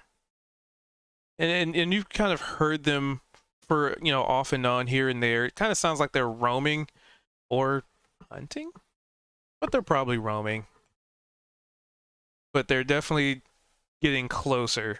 Every so often it sounds like they're getting further away, but the general feel of it is they are either meandering closer or hunting something or whatever the case may be, right? The howls get louder. All right. I'm also assuming that at this point, with the rain and the storms, that the campfire is completely out. So there's not really any light or anything coming from our camp. The hooded lantern has been hooded so that it's only 5 feet now, but it's inside, up by someone's head. Okay, so our tent's glowing, basically. Subtly, depending on how thick the fabric is, but it's only 5-foot emanation of light. Yeah, so pretty much just it's somebody having a little light inside of the tent. So I think with hearing that, Zed's gonna very slowly and cautiously and quietly just take a step. He's taking a step out of the tent, and now he's peering around to see if he can perceive anything visually, as far as where these wolves might be, or but more or less on guard to. Well, that's easy. Because without even having to do a perception check. Hold on, I gotta move this from the GM layer.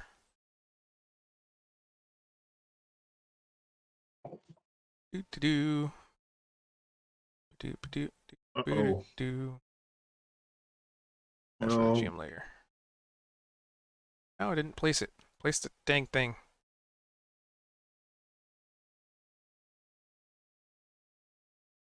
Gotta remember how to rotate this. There you go. There we go. That one's.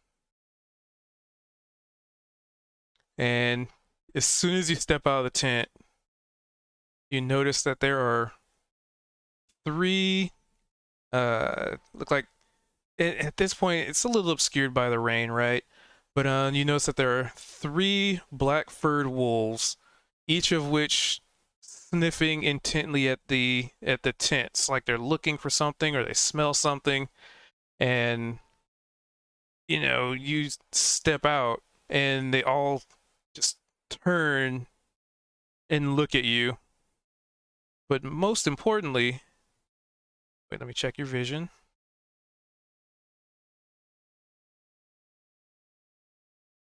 Didn't see that. Let's see. So the Hoodliners 5, 10, 15, 30. Okay, so you don't see that white wolf then. But when you open the tent, the light from the lamp kind of illuminates, and there you can actually see them at this time of night. And I'll even say every so often there's a sudden flash of lightning, and you can see their silhouettes even amongst the darkness. And I'll say you'll see that white one over there, but only when the light flashes and the thunder crashes. And they all look towards you and start to growl. Like when you catch a cat off guard, it'll like jump 20 feet in the air and just like freaking turn into a lightning bolt and disappear. Think of the exact opposite. Like they turn to you and start growling, and They suddenly seem too interested. So Zed kind of calmly, almost stoically, just locks eyes with each wolf one by one. Not necessarily being able to with the one in the distance. But he stands there for a sec, just peering back and forth between the sets of eyes that he's seeing. give me a wisdom saving throw. Hearing a wisdom save. Yes. Let's see.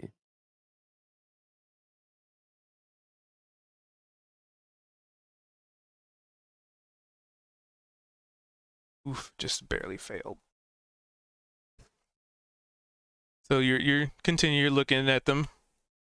So I'm looking at them. I have my right hand is holding the hilt of one of my daggers that's tucked into my sash, and without breaking eye contact, I basically let's see.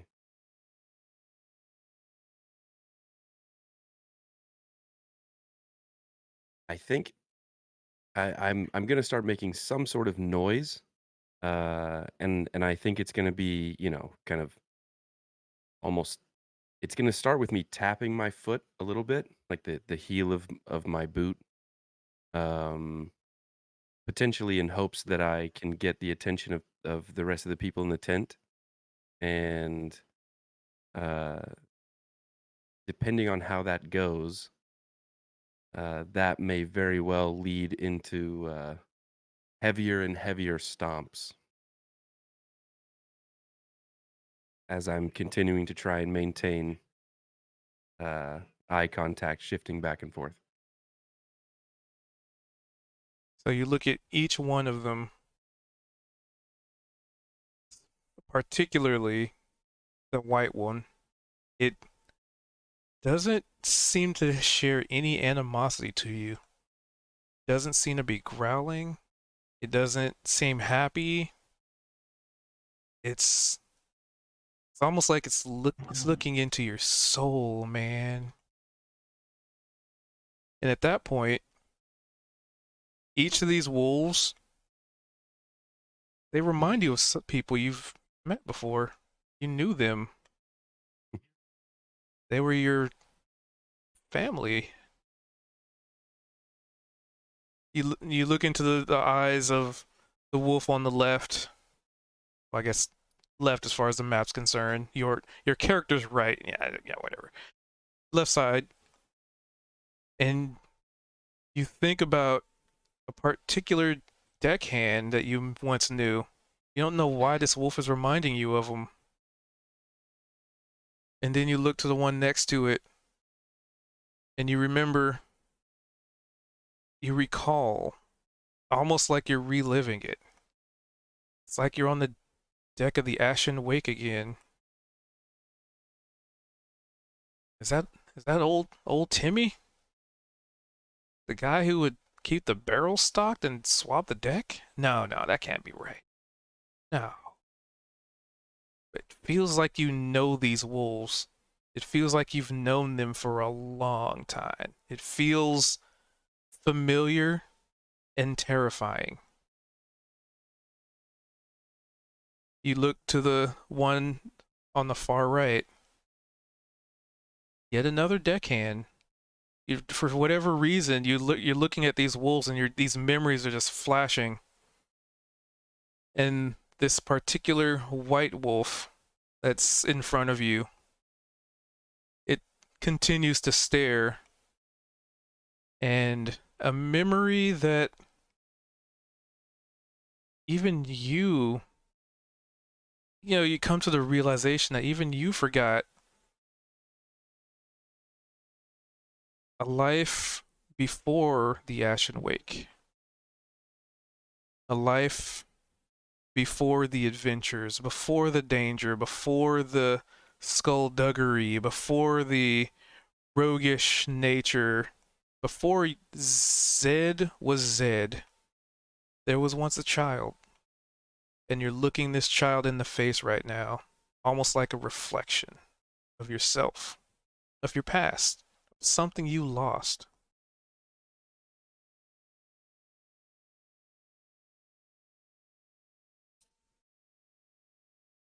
Continue. So at this point, he's subconsciously kind of relinquished the grasp of the hilt of his dagger, and his arms almost dropped to his side. The rhythm of the heel sort of not quite stomps, but just thuds on the ground have slowed almost to a complete halt. And he's definitely just entranced by what he's seeing in the eyes of these wolves, not understanding this because he's never experienced anything like this. And then seeing what he believes to be himself, staring back at him, but not in the physical form, but it's as if he can feel it. It's a reminder of things that happened to him that he has no answer for. It's bringing him back to his childhood where he just feels empty and alone. And he, without even really thinking, just starts to gradually almost take steps forward, just moving himself without conscious effort, as the rain's hitting his face, and he's mesmerized by the potential of his past being right there in front of him. So, do a little checky check here. Those of you in the tent are free to make perception checks at disadvantage as you are, resting, but there were wolves growling right outside the tent. So, and a little bit of thumping of the foot. So it's kind of, we'll see if anybody catches on or not.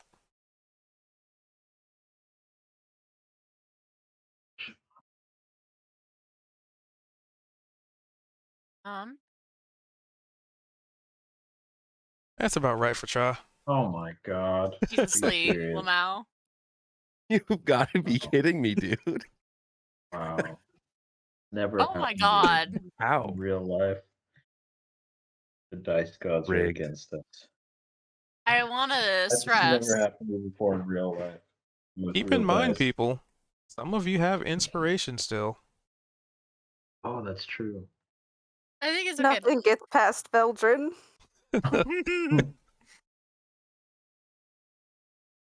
He's like, So- my reading time is being disturbed. So if anybody wanted to use inspiration or pass it to a party member to use it, remember it is a party resource. I'm gonna hold it. I'm also holding it.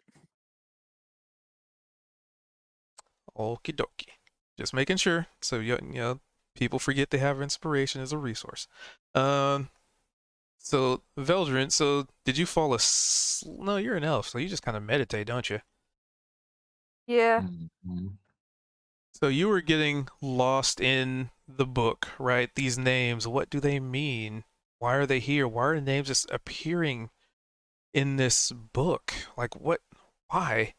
And even among the rainfall, among the wind, you can catch the sounds of growling outside and maybe some thumping of the foot, but you can't really tell if that's the rainfall or if that's something else. But you definitely notice Zed is not in the tent.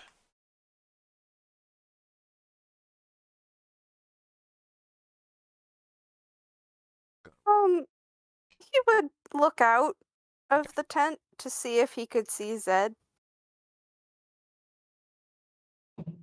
Yes, you would clearly see Zed and these 3 black-furred wolves and this 1 white-furred wolf. 3 of these wolves are growling, as far as you can tell, threateningly at Zed, and this white one is just sitting. No animosity whatsoever. Oh yeah, and you got a 16. And you could swear as the thunder crashes and the lightning rolls that you can maybe see a silhouette of maybe like a silhouette of a woman walking, just kind of walking around or walking away. It's kind of hard to tell what direction she's in. But it's only, you know, the flash of the lightning that gives that much away. Oh wait, you have crazy good dark vision. Never mind. Yeah, no. If anything, the lightning makes it harder for you to see her, but doesn't really matter because you have dark vision for really freaking far. You're accustomed to the nightlife.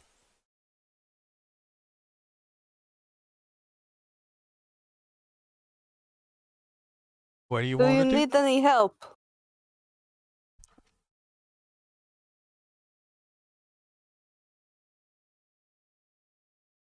Zed. Zed almost can't even hear her.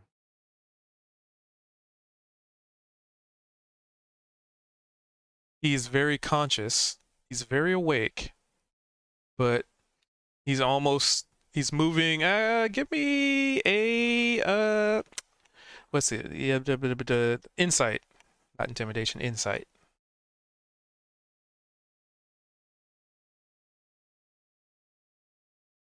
He's definitely not acting himself. It was pretty easy. Zed of all people, right? He's usually fiddling with something, twiddling his thumbs, throwing a deck. He's always fidgeting, doing something.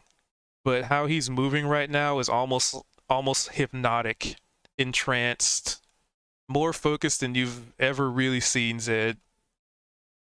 For whatever that means to you, I suppose.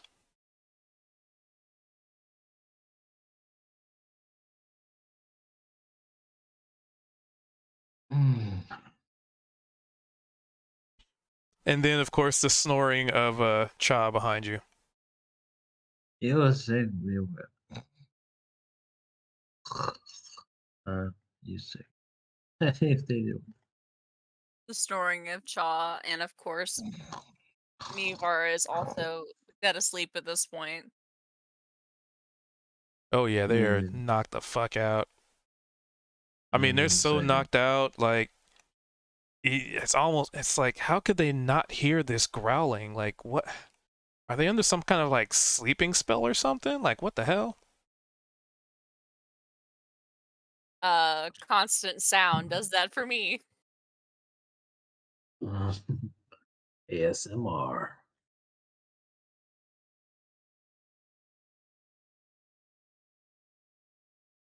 So what do you do? He would leave the tent. Like, just step out of it.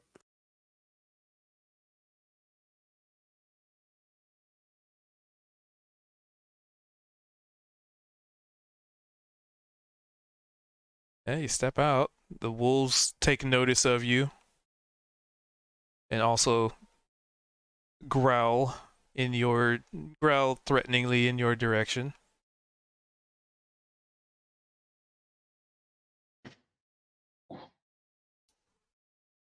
Give me a little wisdom saving throw. As the white one looks towards Zed and then looks towards you. Oh my god. You didn't wake us up before you left. All right. Grab this. Okay. So you, Veldrin, take note of these wolves, their growling, their animosity, and most interestingly, the white one that just sits observant. And for a moment, you blink for a moment, and the three black wolves, as you blink, their shape just kind of shifts and forms. It alters, almost like shadows engulfing them and then reforming them into very familiar shapes. Drow. They make you think of home, family, a people that have lost their way, a people that were, well, have been trying to make a comeback from extinction. It reminds you of the struggles and the pains, the suffering that you endured in the Underdark in that city. You have a moment, you're reliving every single memory that those entities that once inhabited your body, reliving all of their suffering over the years. And it's starting to manifest itself, at least from what you see physically. You see the shades of what they once were from in these wolves. Well, almost funny enough, on top of all of that, the sheer boredom. It's almost maddening, right? You can only imagine what it would be like to be a creature that is only able to exist in a singular state for who knows how long, as a I can't think of the word, but basically as punishment for your defiance. Each one of these wolves represents every single emotion: fear, pain, suffering, boredom, defiance, reluctance, all of it rolled into a singular set of creatures. And also a stark reminder that while, yes, you are Drow, but there were others before you a long time ago. And that was a long, long time ago. And at that point, the book that you were reading feels heavy. And because which book you were reading, the book with the names in it, so yeah, it feels heavy.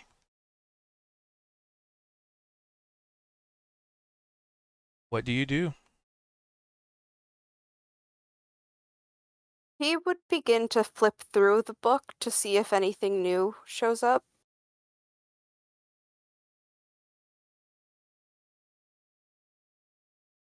This is a slightly different circumstance. Give me a... Hold on, I gotta look at how many I have here. Give me a D10 roll.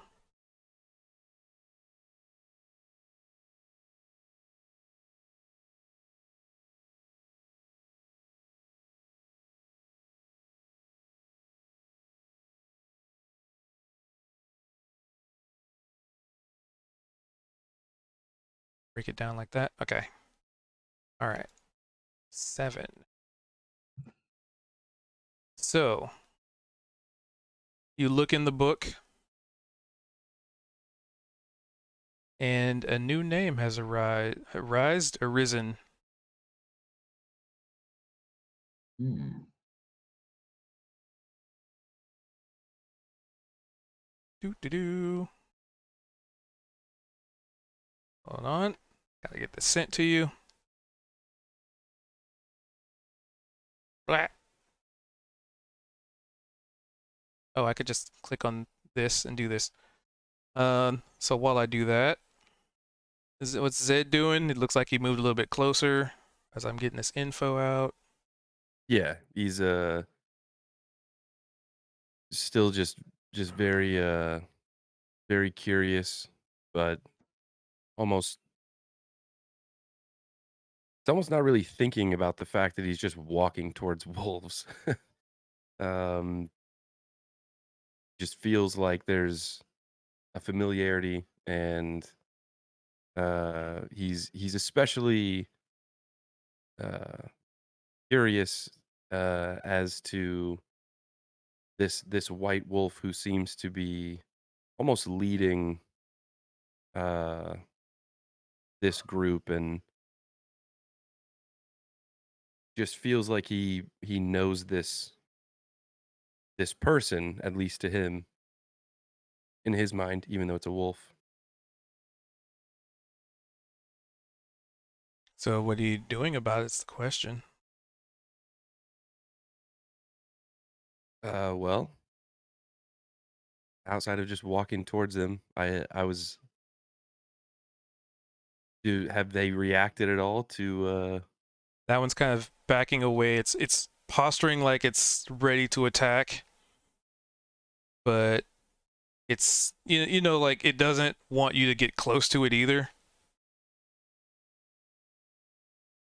So it's got its ears folded back, its teeth are baring, and it's growling menacingly, but its head's kind of low and its back legs are kind of up, but it's backing off. You know, like when you watch wolves hunt, right? They don't they're usually pack tactics, so they'll surround something before one of them just kind of gets into the fray all alone. But you're not really aware of that. I don't know why I gave you that information, but you're too focused on this other one. yeah, so Zed, I guess, kind of seeing the one closest wolf back off a little bit, and seeing its posturing, um it, it's not quite that he snaps to, but he does kind of peer around, uh and then focus more on this white wolf who's just uh I guess they've both locked eyes at this point. It sits there, unperturbed by your existence.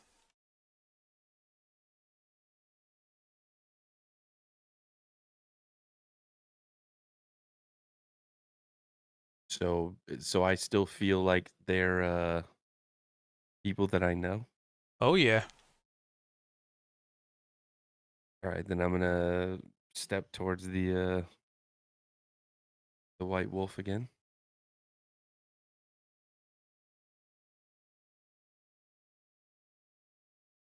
It takes a step back. Zed gets up and just takes a step back. And then sits down again.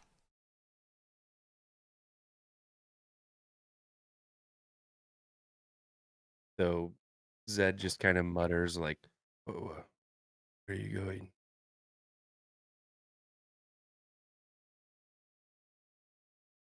No response as Cha rolls over in his bed. Oh, lovely.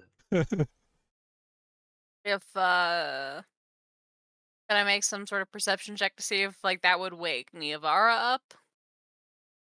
With the nat 1, it's gonna take way more than that.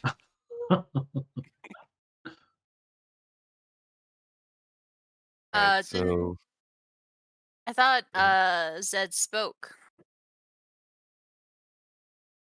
He did.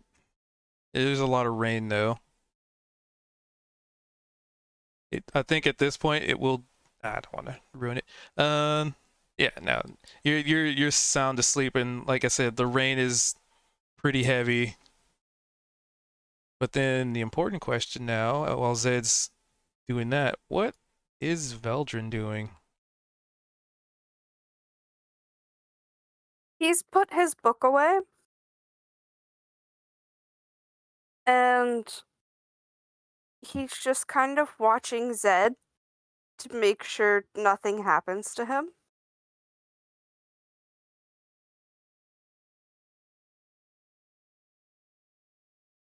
All right. So I guess it goes to Zed. What's Zed doing? I'm still convinced that that there's something that I know about these wolves, and at this point, maybe something about my past that I don't know. So I'm gonna just continue to follow the white wolf. And every step that you take closer to it takes one back. Yep. So I'm at kind of a steady pace. He'll just keep moving.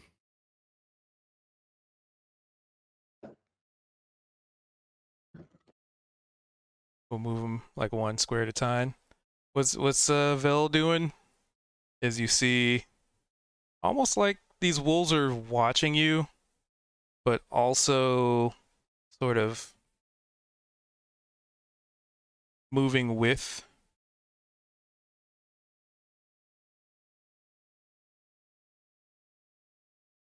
Rotate that one.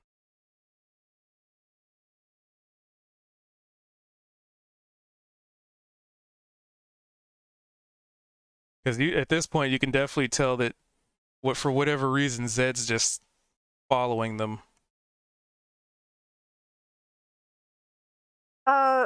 And you can probably hear the sounds Is of. the woman still around? Oh, sorry, what? Is the woman still around? Give me a perception.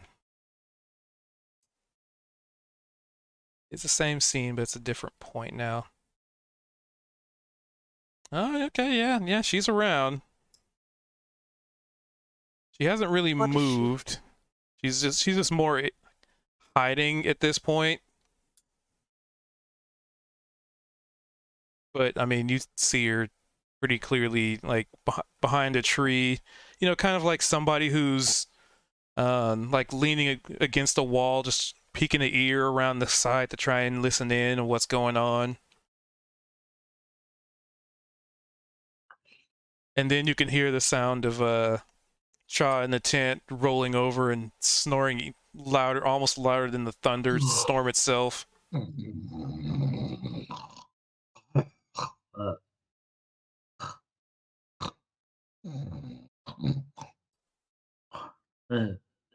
birthdays.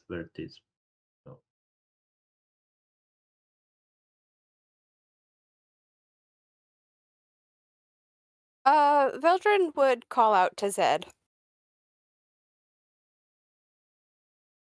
There we go.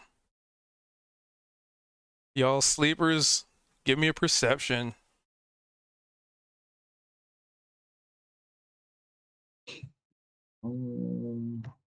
Statistically, it's unlikely that this fails. Oh, that's better. There we are. Yeah, booyah. The two of you napping folk most definitely hear some, yeah, maybe not the full like call out to Zed, but the very end of it, you know, like there's a loud noise, but you woke up at the very end of it, the very end of a noise. What was going on? Niavara jumps up. That's brother calling. It's like the equivalent of your mom coming into your room, like, Knock first, Mom. Jeez. Niavara. something. It's Vel. And she sort of hops up, grabs her lantern, and goes outside, opening up the lid so that everyone can see. Char grabs his staff and kind of pulls himself up and then goes next to Niavara to also look out.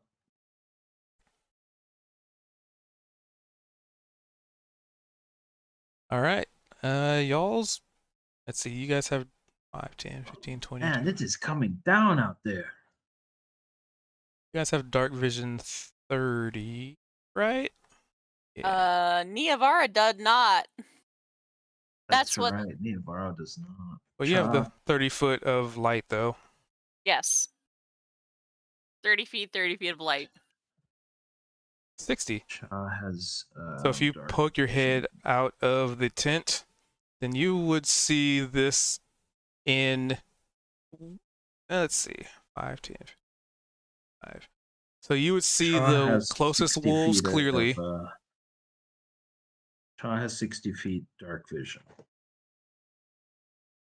I mean, at absolute least, you'll be able to see everything. Just the furthest ones back will be shadowed because they're in the dim light. What the fuck's going on? Veldrin, what are you doing? What's going on? Are those wolves? There's creatures out there. We don't feed humans to wolves, Vel. Where's Zed? That's Mom's territory. Do we see? Zed Do we is see Zed? following them. You Why are let you? what? You let Why? them? You let Zed go with wolves?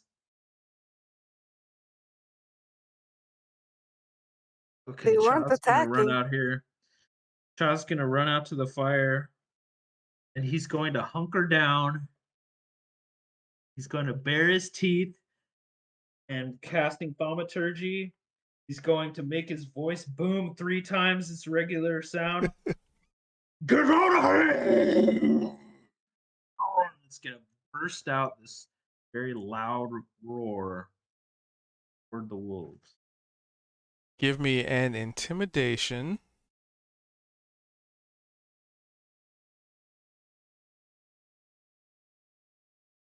Want it to be with advantage.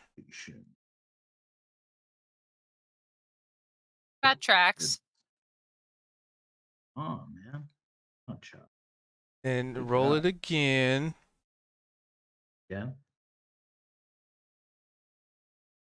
I'll just, yeah, And I gotta think give at him the advantage, same whatever. time, he's also going to cast a minor illusion and show like a horrible, like monstrous, infernal demon head appear over the fire to go along with it.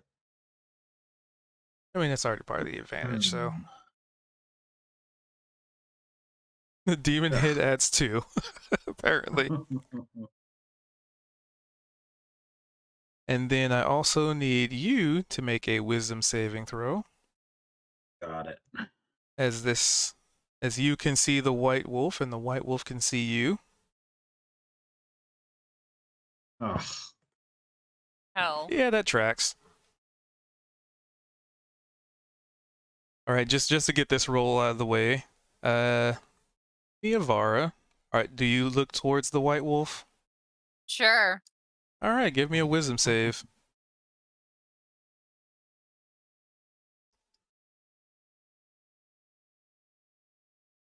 Do. Ah, Okay, you're fine. thank the gods. However, Cha, on the other hand, you see these wolves, you cast your illusion to have the demon head appear, you cast your thaumaturgy to make your voice boom louder than the thunder and louder than the thunder itself, and your voice carries and there's an echo, which is odd because there is an echo. But the voice that you hear in the echo is not of yours. It's of your father. Ugh. And it takes you back to one of the many, many, many painful experiences of having to think about that wretched hovel that some might call a mansion, right, or a castle.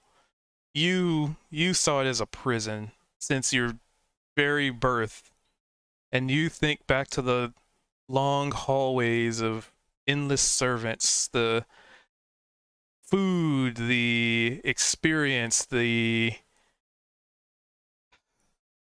task that your parents had you do to get the upper hand in, attaining their rank. And looking at this, the wolves turn to you for like a minute because you do make a lot of noise, and you catch their attention briefly. But it's in that blink of an eye, that flash of insight, that moment of realization, that you do remember some of the servants, some of the individuals that worked under your family. They did prefer taking on wolf shapes. They thought they were ideal predator creatures, so they would sometimes infiltrate others' hovels by pretending to be a wolf, or by luring, trying to surround their prey. And then you think about all of those countless hours doing fucking paperwork. It was, your parents saw it as an honor. You saw it as a daily torture. And looking at this white wolf, it embodies everything that you hated about home, everything that drove you away, every single day you had to live under that roof. It all exists within this singular creature. But luckily for you, it's backing off, which is something that your parents never did. They never gave you quarter. It was their way or the highway, and even then, the highway wasn't even a path for you. And you almost get this feeling of being trapped here, right? Like, even though you've come to the material plane, you've come to the surface world, you felt rain for the first time, all that doesn't matter, because all of those emotions come flooding back instantaneously.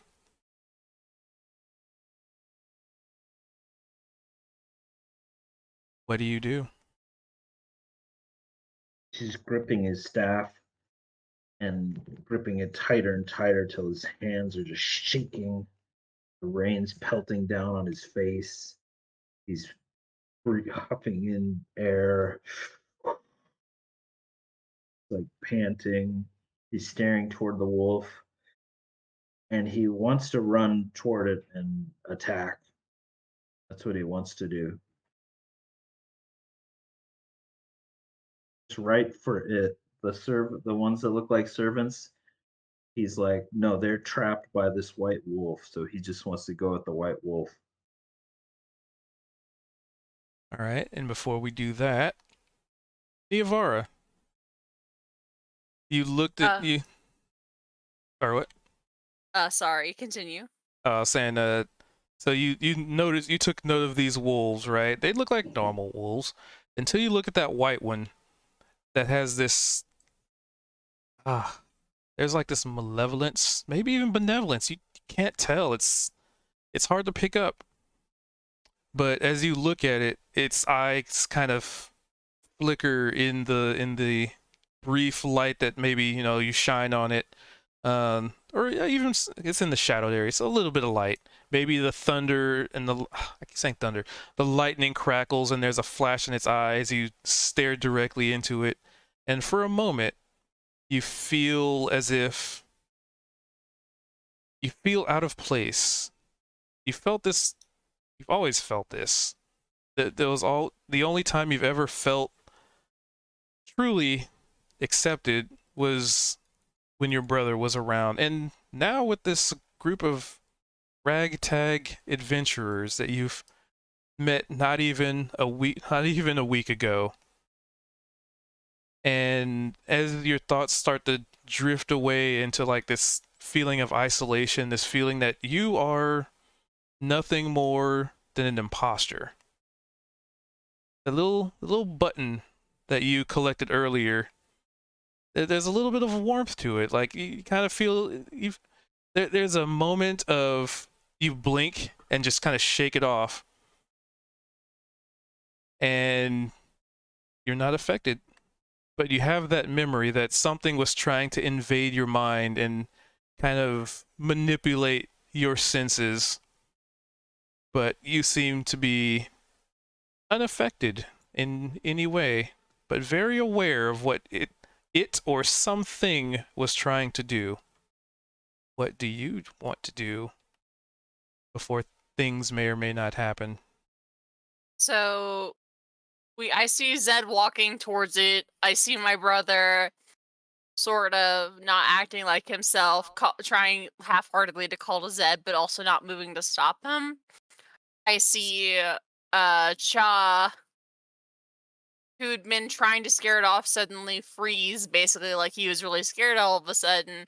And I know that it tried to get in my head. I don't like that. I don't like that at all. Niavar is going to cast guiding bolt straight at the white one. All right. Roll for initiative, suckers. Now we're talking. 'Cause she wanted to kill something. I am so mad. Shot too. Totally tried to get in his head. Mess with him. So let's get you in the combat. Let's get you in the combat. Let's get you in the combat. Let's get this guy in the combat. Okay. Roll you. All right. All right. All right. Roll. All right. So what does it look like as you are casting this guiding bolt to open up the to open up everything here? So Niavara casts from her knife. Basically like drawing a sort of pathway through it, like a crack of lightning streaks through the night as she attempts to make a hit on it. All right, roll me that attack roll. This bolt, this cackling lightning flies towards this wolf.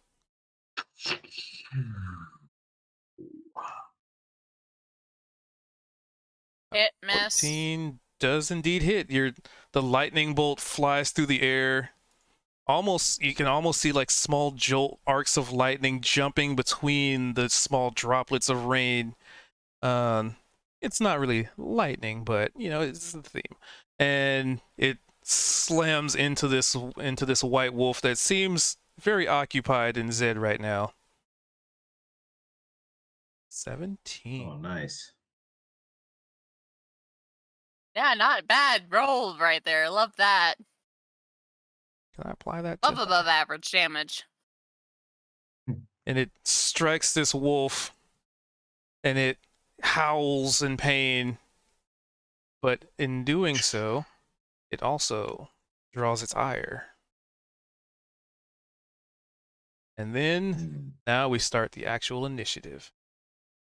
Because that was essentially your opening strike.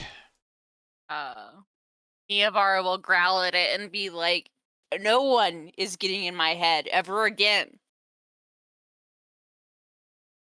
All right. So, as you strike the large wolf, the large white one, the closest one,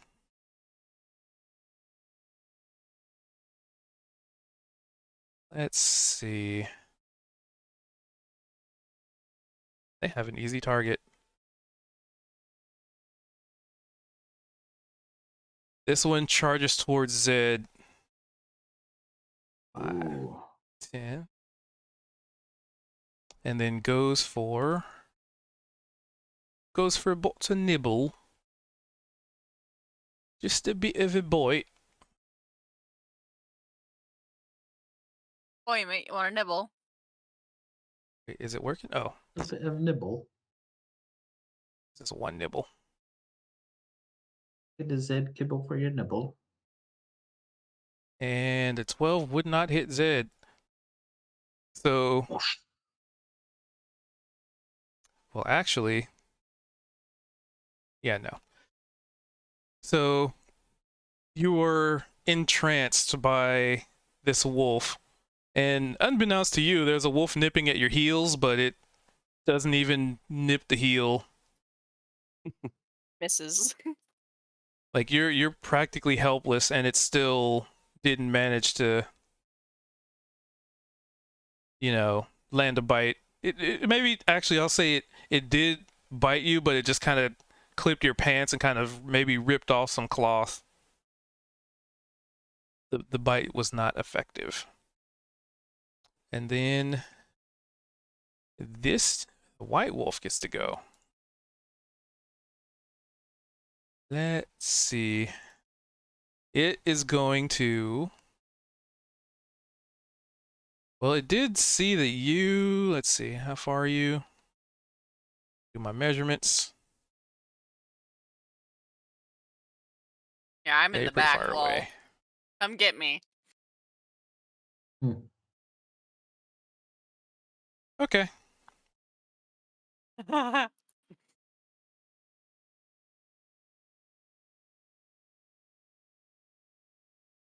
Just calculating range here real quick. Okay.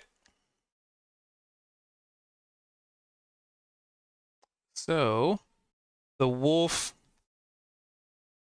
is going to use its thingamadoohickey. But it's also going to... I gotta select a thing. First off, it's gonna move up. And Zed, the last thing you hear before, this wolf does whatever it does,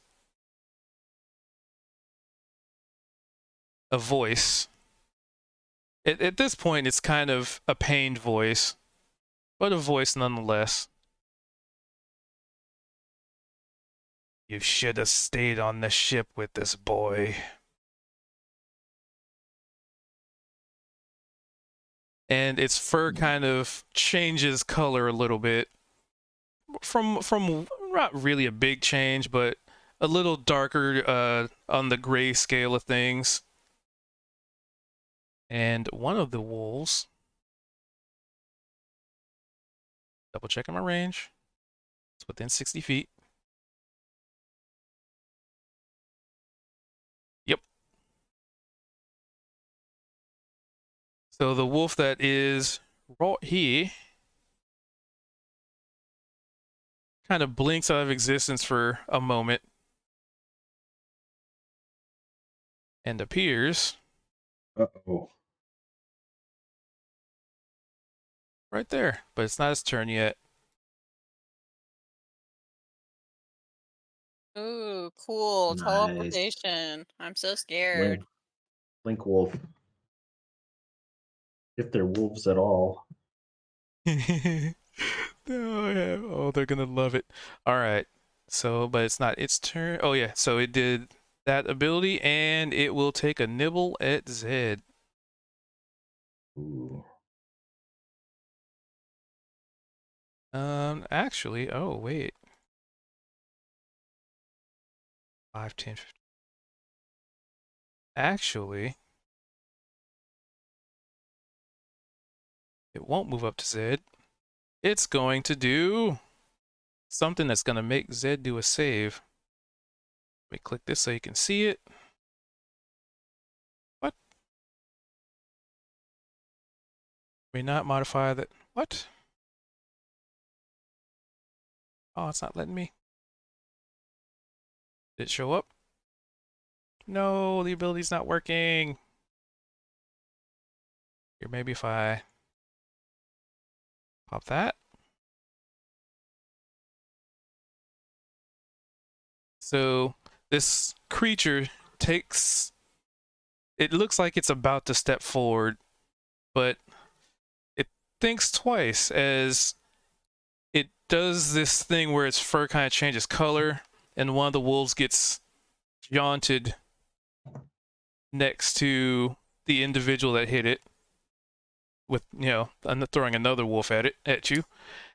And Zed gets to make a, it is a dexterity save as it opens its mouth, and as it's saying these words to you, should have stayed on the ship, boy. Emphasizing the boy. It's totally not Kratos. A plume, just a cone of just freezing breath engulfs you. So Zed, make a dexterity saving throw. Do I just click the saving throw that's in the chat? Not sure if That should work. that might work. Let's see what. Try it. Do it, yeah. For science. Oh, well, I clicked it and then it. Didn't. I have- okay, so it has to be I have, yours. I have Okay. a no symbol right now. Yeah. All right.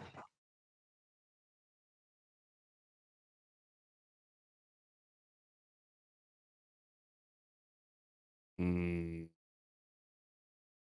Maybe we want to use Dex or inspiration to. Yep, there are inspirations around. That would be the time to make that call before I roll damage.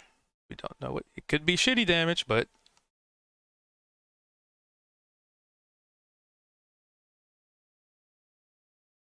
Chop it. I'd like to give it to Zed. Give my inspiration to Zed.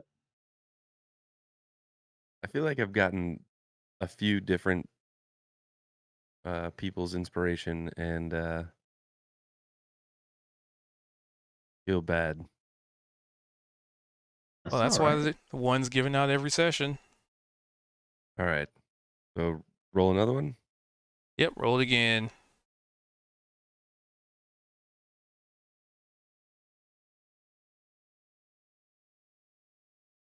There you go. A little better. So it's saying those words to you, kind of snapped you out of it. Like there's this wolf tugging, ripping at your pants. That familiar look in the wolf behind you's eyes seems like it's faded now. It's just pure aggression. And you only take half damage, so I roll this. If it lets me. Oh, do I have to target? Okay, let's try this. That is weird. Hold on, let me try something. Okay, then I'll just do this manually. So it's 48. Oh no. So you only take half of that. So you only take 8 cold damage.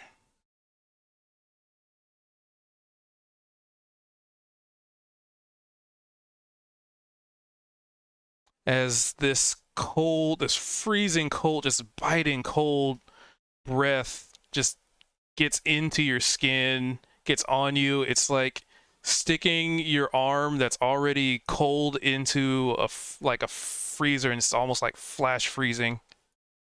Painfully so. And that's when the wolf moves up to make use of the pack tactics. But that would be, yeah.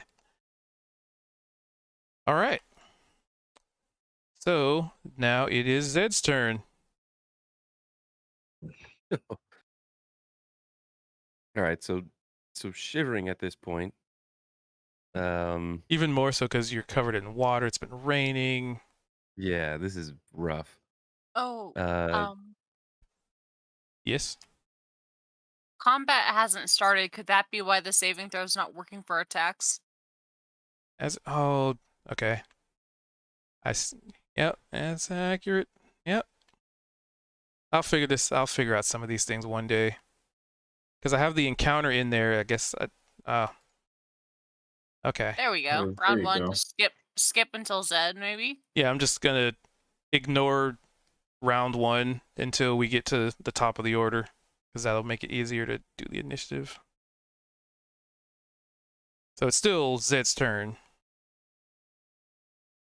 It's just, if we get to round two, that's when I'll actually use the encounter tracker. Unless I can do the, hold on. I think you can technically skip Wolf. Oh, Yeah. yep, there we go. All right. We learning. See, you guys avoid combat so much. Jeez. I swear. Anyway, what you doing, Zed?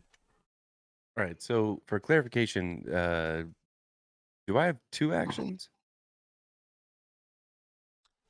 So in the action economy, you have an action, a bonus action, a move action, and to some extent a free action, which is like just saying some words. Right? Okay. Action, move, bonus. And a reaction. Yeah, reaction. That's what I was trying to think of. Like, there's one more. What is it? And I'm the DM. All right, so at this point, kind of snapping out of it. Here, let's see what the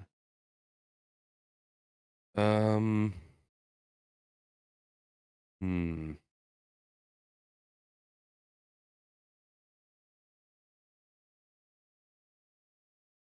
I think I'm gonna strike the white wolf, or attempt to. Hmm? Because of Guiding Bolt, if you attack the White Wolf, you get advantage on the attack. Nice. All right then. I believe I'm going to strike with a short sword. Draw your short sword and swing, batter. So now the attack and damage should work in the chat there. And so, what exactly do I get advantage on? The attack roll. Attack. Yeah. I needed that. A 2 and a 6. That unfortunately misses. You swing well over its head. Maybe it ducks a little bit as you swing at it. The cold has gotten on your arms. It's affected your movement a little bit. But you still have a bonus action, a reaction.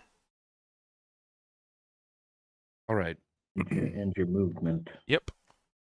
Knowing that I just kind of missed that swing, I think Zed is going to decide to. How far I can move? How far? 30 Was that feet. the? You can it move 30 30 feet. And in each one is 5, like each tile. Yep, each square is 5 feet. You leave combat with either of them, they'll be able to strike at you, though. He is a rogue. Oh, okay. Disengage. So I'm going to roll backwards. Assuming that's the tent that is on the map above me Yes, this one. I don't know if that marks it.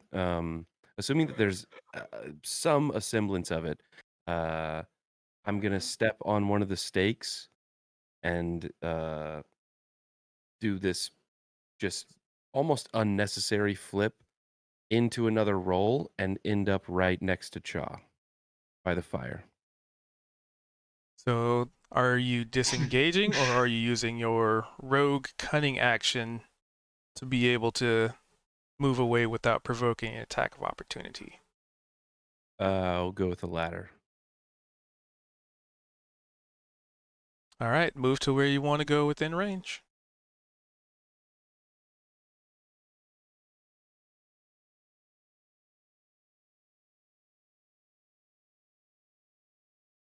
Shaw is stunned by the incredible acrobatic skill that he just saw Zed perform. Wow! Wow. All right, is there anything else you want to do on your turn? No, I think we're good here. All right. Bildrin.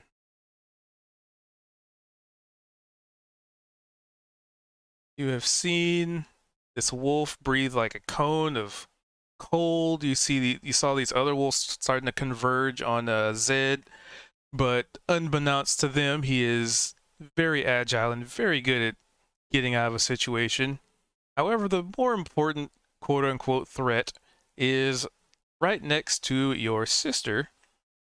It just appeared there. It was at one point, and then it just out of nowhere, it just kind of teleported, just poof.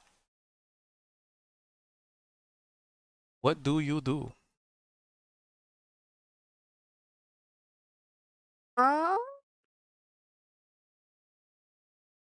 I will cast Toll the Dead. Or the dead. Oops. So let's see if I'm able to see how I'd go about doing this. So if I select that So cute. and do that, is that accurate? Yes, it is. All right. So what does it look like when you're tolling the dead in the dead of night, in the rain?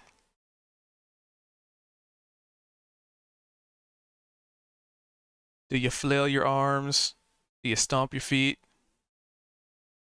Do you say really mean words? I think he Pop just lock kind of points at it. Belgian is not particularly flashy. Not a pop locker. Damn. Oh, nice. Well, feel free to describe how. Wait, hold on. Wait. It's this one's not damaged yet, so that would be 5 damage. Okay. So the D12 only comes into play when, if I'm reading this right, yeah. Yeah. Okay, there's the Oh, got D8. it. Okay. So it takes, okay. I mean, now it is wounded, so next time, if it fails, then you'll definitely do that D12. So you point at it, and there's a ringing sound. And I don't know, maybe a song plays, something about ringing a bell. Ring the bell. Oh, whoa. So -8. I mean, that wolf is not looking too good. It certainly did a number on it. Did you want to move? Still have a movement and a bonus and a reaction for if you have anything that consumes those. He'll just stay there. All right. Mr. Wolf. Number 2. Let's see.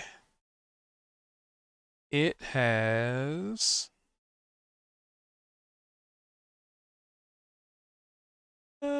Let's. Well, this wolf is going to look towards the party. Look towards the white wolf.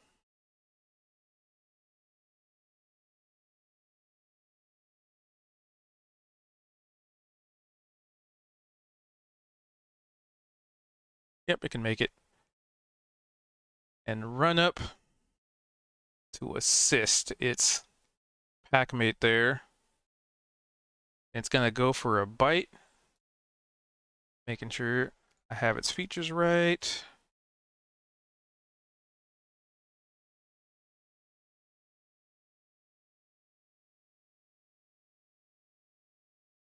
Yes, okay. So it's gonna go to bite at Neavara. But with advantage, because they're pack hunters.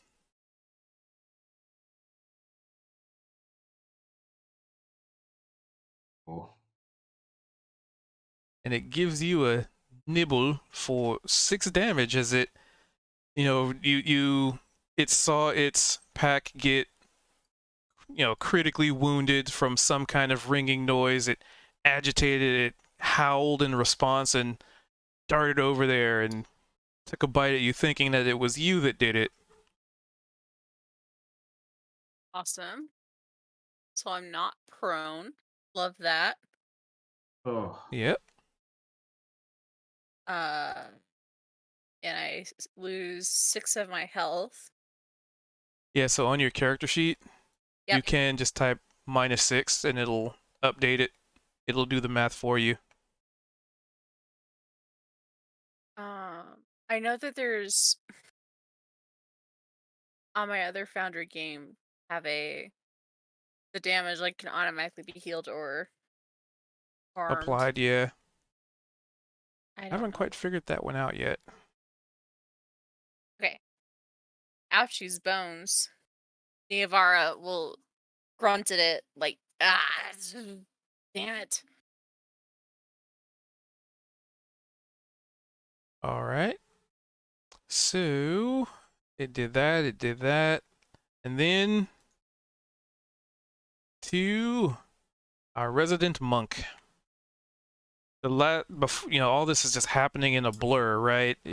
For the first moment you woke up and then you were ready to attack these wolves, and then you looked at the white one and it just drummed up all of these buried emotions or hidden emotions, or maybe none of the above, but it all hit you at once and you kind of maybe wavered a little bit.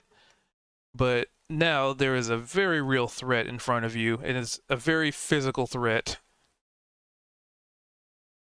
The child looks at the white one with like vehemence, but then looks at the ones attacking his friend and just starts brings his staff down right onto the spine of the one right next to him and starts assaulting. Can I have this in a pop out? So that would be No. Dang. 20. Okay, that misses. It's gonna spend a key point to do flurry of blows. I will say you can move and get advantage. Oh, with oh, I can get okay, yeah. So I'll step behind it. I'll be helpful for the first Okay, and real try it combat. again. Good call. Reminder. Another. Don't 20. expect that many DM tips. Everybody Yeah, gets thank one. you. Oh, nope. Okay, continue with flurry of blows. Oh, what's a part of my plan anyway?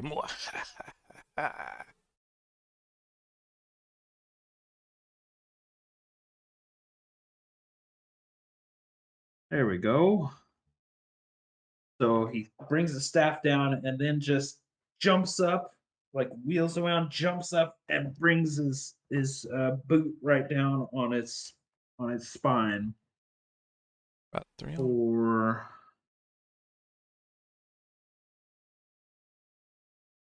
4 damage. Then another strike. 24 to hit.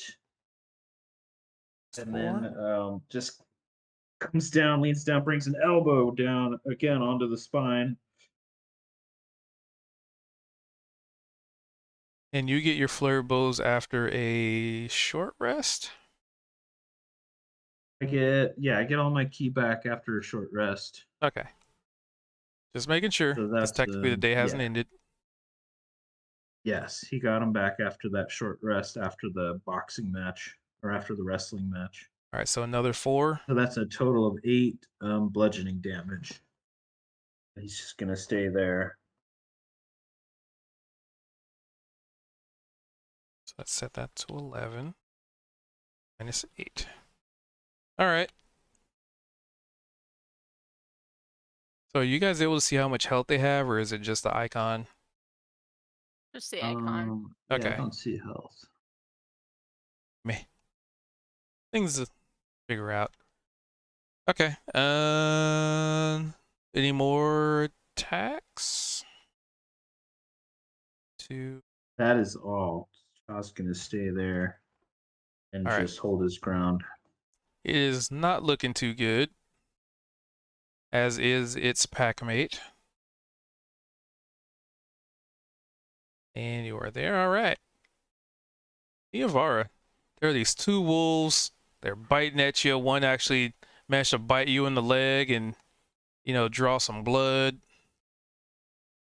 So I have a question about how advantage works in D&D. Do I get it because we're flanking it, or is that specifically for bad tactics? So you would get advantage on that one because it's flanked. Okay. But That you was wouldn't what get I- advantage on the one that's right The there. other one. Because pack tactics allows, it's a special thing. So as long as they're within, basically as long as 2 things are attacking somebody, they get, no matter what positioning, they get the advantage. You guys have to deal with the positioning of it to get it. Awesome. Niavara is going to use her dagger outright. Her daggers to try and stab it. Or actually, is that a Daggers can be dex or strength. Oh, I'm wondering, like, is it in order to use my sneak attack, I have to be using a finesse weapon. Which a dagger is, I believe. Yeah, I think so. Yeah, finesse is you can use strength or dexterity. I So see. that's a dagger. +4 to hit. Awesome. Yeah, you get sneak attack. Cool.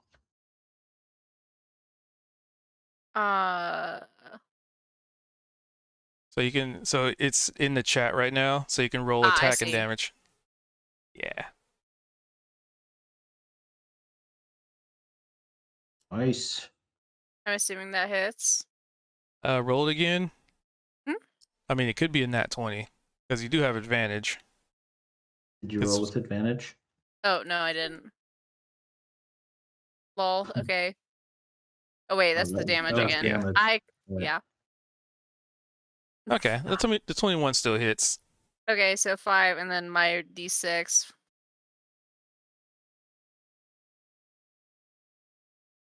Oh, Oh.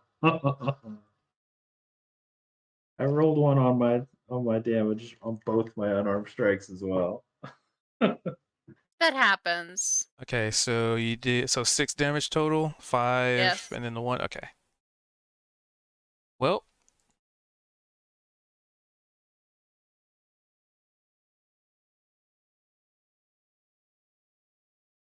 Let's see.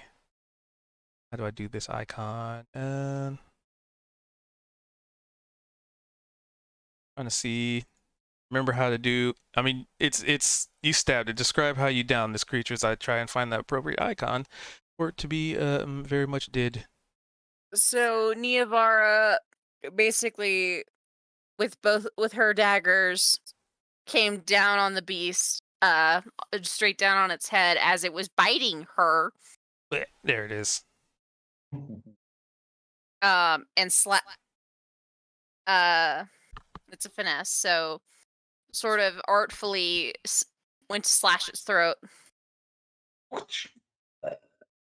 And there's... Oh, go on. Precision. And then sort of flicked the blood away as she glared back at the white wolf, and her eyes, purple instead, like along with her face, fades to pale white itself. Like, if we're gonna be a bad bitch fight, Neovar is going to be a bad bitch right along with it. Cha looks at Neovar and goes, abs.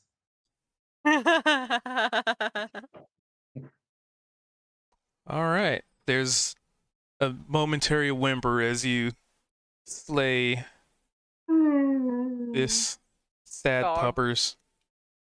It bit me first. I'm not sad. This dead puppers. Sad. Well, we're gonna have a great meal after all this. All Yum right. yum. Well, this one's turn is going to try and bite at you, but it does not have pack tactics anymore, so it is a normal attack. Just in time. Let's see. 'Tis but a nibble. It bites at your leg and tries to, like, do what the other one, the other one did and tried to drag you down, but it barely even catches your clothes. Maybe a tear here. Almost got one of your buttons. One of your normal buttons. But How alas, Don't mess with Neovar. to no avail. And then this guy. I probably should have had go. Whatever. Yeah, this one is going to run up to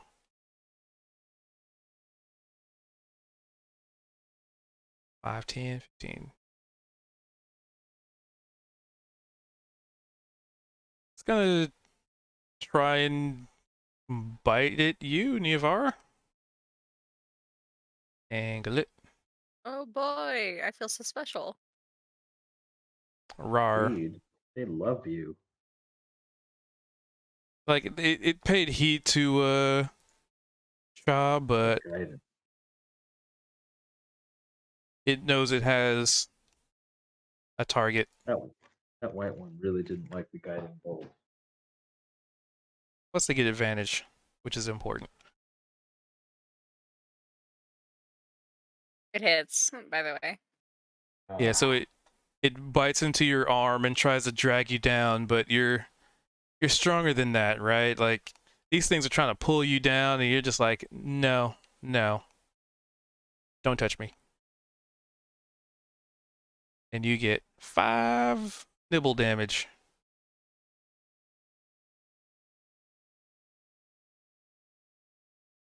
And then the big boy. Oh, here we go. Let's see. I gotta roll something.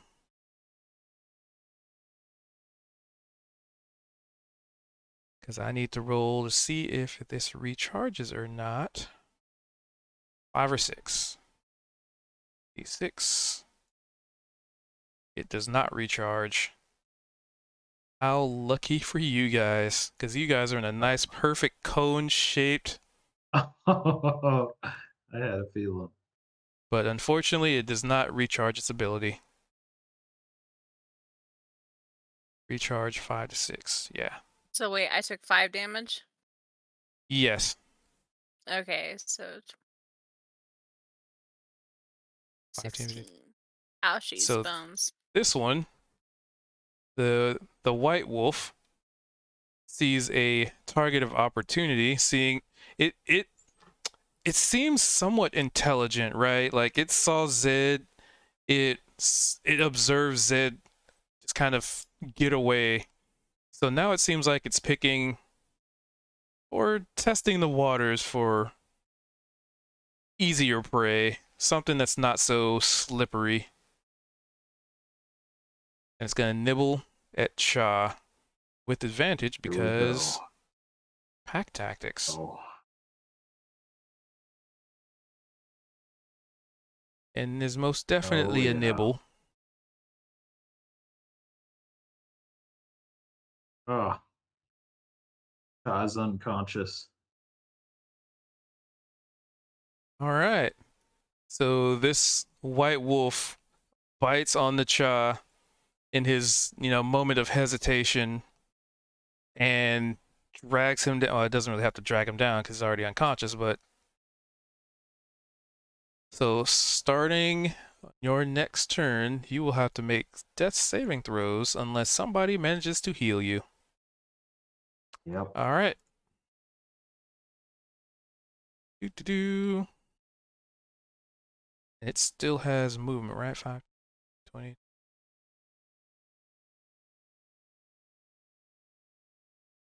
Let's see. I'm just going to move this one so it's not cluttering. I'm going to move you over there.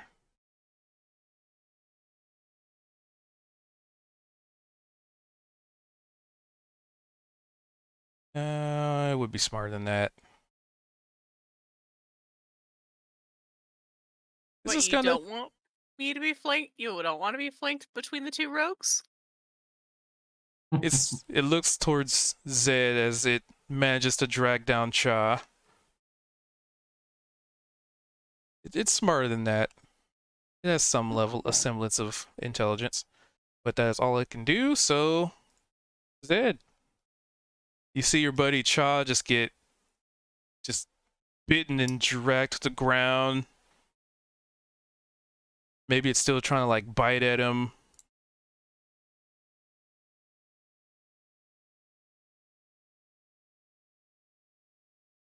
Hmm.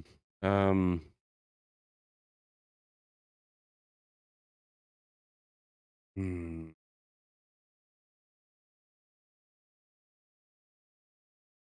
Dude, Zed's gonna move in. Is Cha like still being attacked, or is he just down? right now he's down. Okay. Zed's first and foremost, he's gonna move in. He's gonna kind of stand over Cha just to make sure that he's safe. And if possible, he's going to try to drag him back toward the tent, potentially past Niavara and Veldrin. Well, I am glad you are bringing this up because it's something that we didn't really bring up in the zero session. A rule that, it's a rule that I'm going to see if you guys want to utilize. And if so, keep in mind that bad guys would be able to utilize this. If you wanted to move another player, so like say Veldrin wanted, say, I want to get Niavara out of here, move him away. You'd use your movement. So it's like, all right, Veldrin pulls Niavara there, but it takes double your movement to do it. But it does not provoke an attack of opportunity. But keeping in mind that if you are able to do that, then bad guys will beat as well. So basically, somebody can move somebody else without provoking an attack of opportunity, but baddies get to do it. So I figure now's a good time for this to come up, as you are attempting to move somebody through 3 hostile squares. Right. It's effectively just a shove, right? Because you're just stepping in and,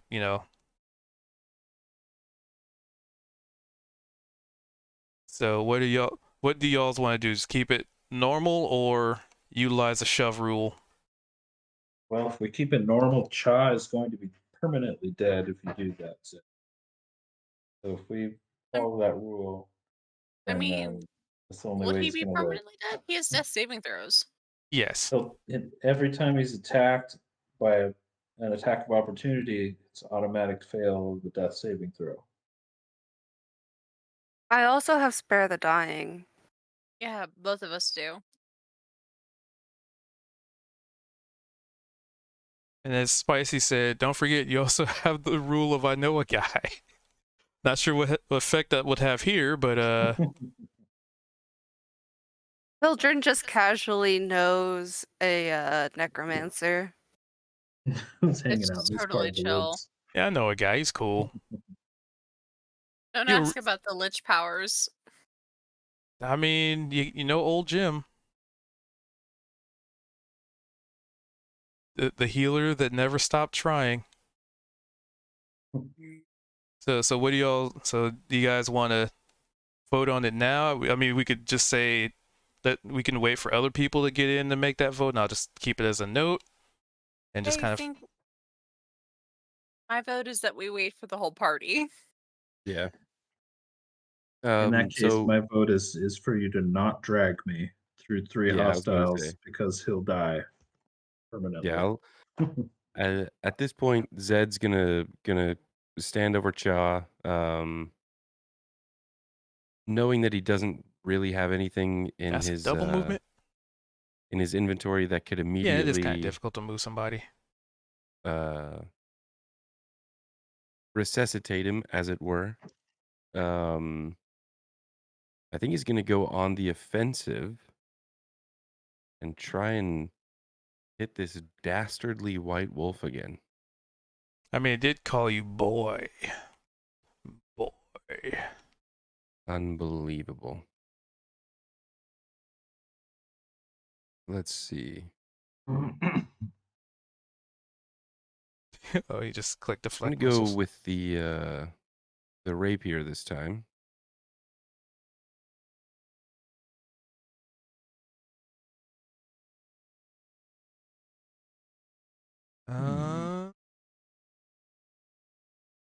Ooh, the rare occurrence.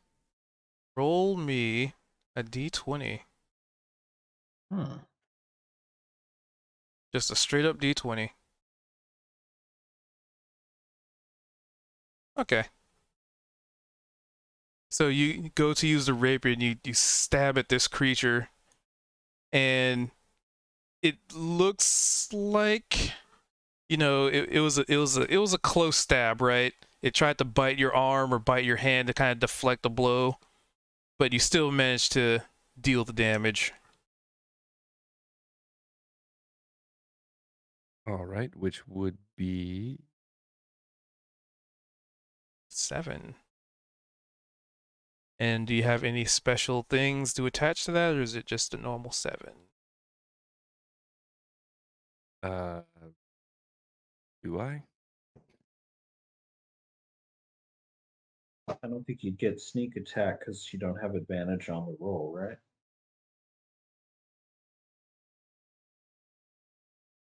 But he's within 5 feet of me if I'm still considered an ally, even though I'm unconscious. So that would give him sneak No, attack. not while you're unconscious. Because you're Oh, not okay. exactly pulling any attention away I'm from not whatever he's helping attacking. anything. Right. But you still stabbed it. Barely, but you stabbed it. Okay. Just a singular strike. Did you want to move anywhere else? You good? Nope. I'm gonna stand tall and try and protect Cha. Cha-cha. All right, Veldrin. You saw Cha get basically taken down in one bite. I mean, granted, he kind of got into a boxing match earlier, so he probably wasn't the best condition for fighting. And Zed trying to be a stalwart defender in between two wolves. Spare the Dying. Is that touch or is that range? It's touch. So I'll have Touch, to okay. do a little movement. So All right. what would happen if the wolf attacks me again? Wouldn't that nullify it completely, or how does that work? pretty much spare the dying just puts you at 0. So if it You're attacks you, stable. then But stable. Yeah. But if it attacks me again, I start making death saving throws again. yep. Right. And But luckily Is for there a you, there's way- plenty of other threats that they have to deal with. is there a way that I mean, I'm pretty much standing guard over Cha. So are they still going to be able to attack him? Yeah, they can still attack stuff. Before Like they've hitting been me? biting at your ankles already. It wouldn't be hard for them to just nibble at somebody who's laying on the ground. Yeah, but I'm a large bearded man. And Cha is a lanky, tender piece of meat. right. Delicious. Is there anything else you wanted to do, Veldrin? You did Spare the Dying. Actually, what's it look like when you cast Spare the Dying? I think this is the first time you've ever used this spell.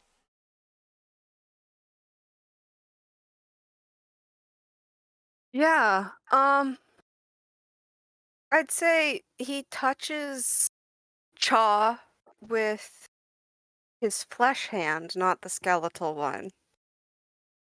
And like light passes from his hand into Chaw. Oh, skeletal hand. I can say flesh hand might be against TOS. Nah, that'll be fine. That's Fleshlight. Anyway,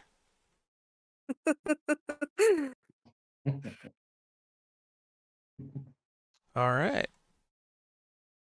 So with the magic of the flesh, you manage to stabilize. Thank you so Yeah. much. That wolf is down. You are stable. All right, Niavara.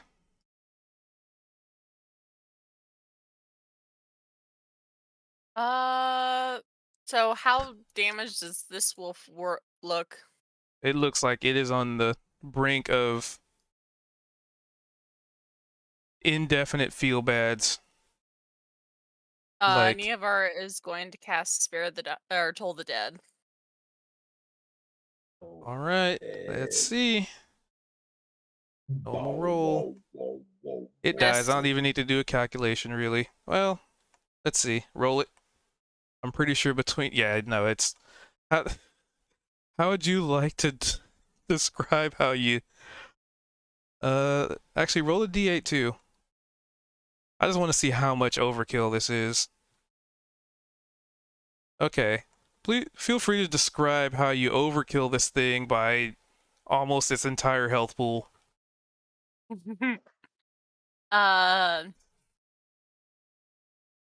Niavara will clang her daggers together, creating a bell sound from it, like a sharp clanging sound. And as she does this, as though in tandem with it, lightning strikes in her entire body seems to turn white and glow with this force of her magic. And her rage. She does not take kindly to mental effects. Or being bitten. Or being bitten. And she's got bitten twice. Die! With that, it's her turn though, because she doesn't have any more actions, lol. Alright. This wolf flops over. Didge. Ah! But this wolf is healthy, fit as a fiddle. Hungry as a wolf. Hungry like the wolf, haha. Hungry like a wolf. Let's see. It has 1, 2, 3 very dangerous targets in front of it.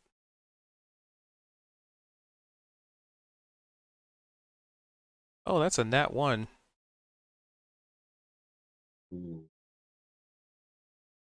This wolf, you see its demeanor go from aggressive to completely fearful. It's seen two of its pack mates. You know, let me move you over there. Two of its pack mates just get down, and the odds are not looking good.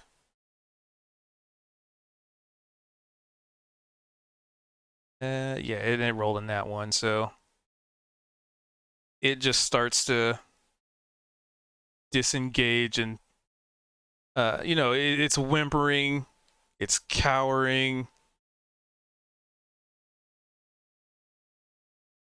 and it will do everything it can in its power to get the fuck away, which is 80 feet.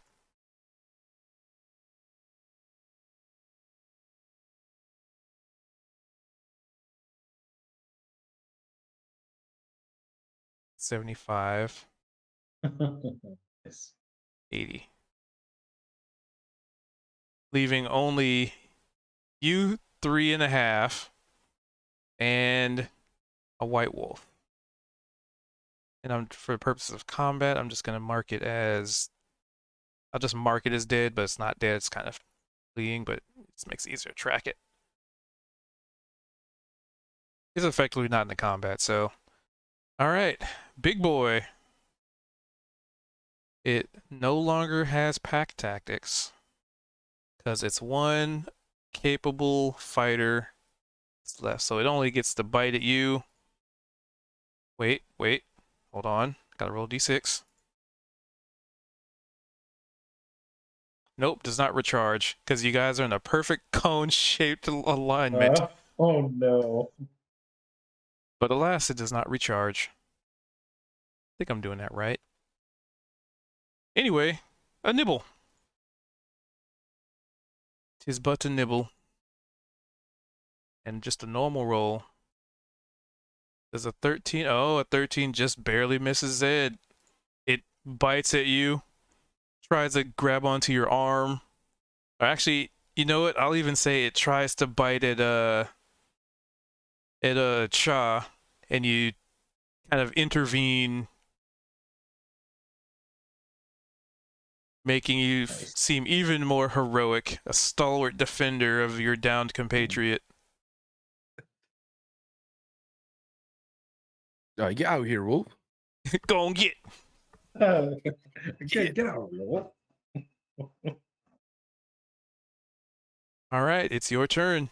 You saw it try and bite it at I mean, you can't really tell if it was biting at you or biting at Cha, but in your head, in the moment, it's biting at Cha. So,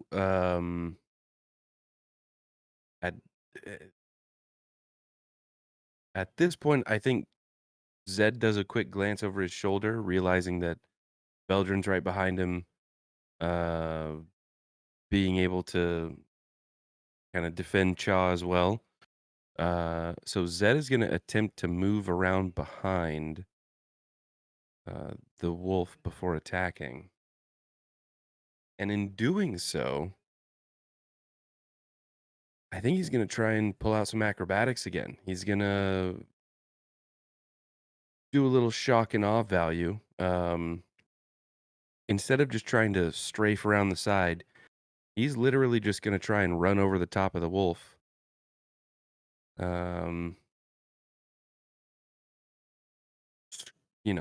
Boot on the face and all. All right.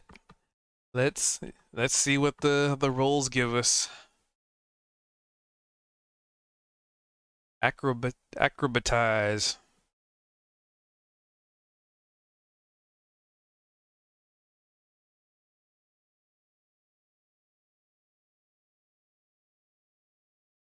Let's see here. I think it's opposed.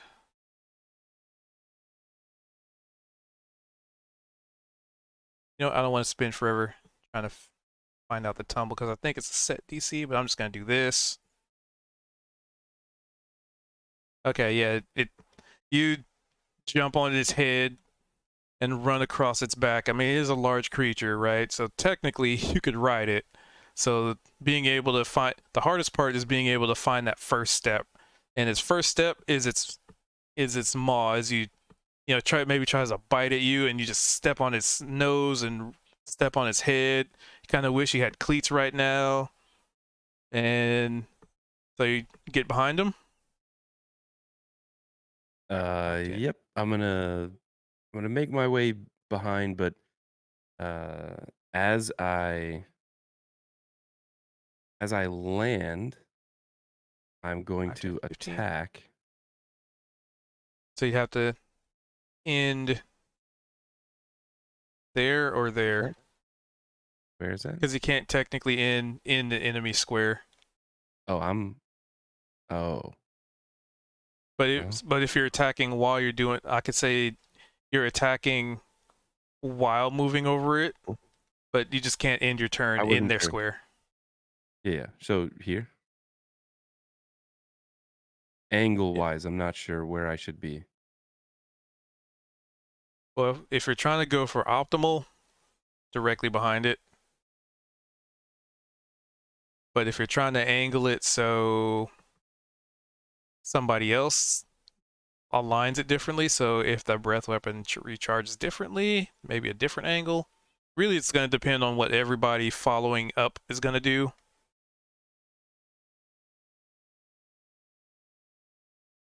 Right.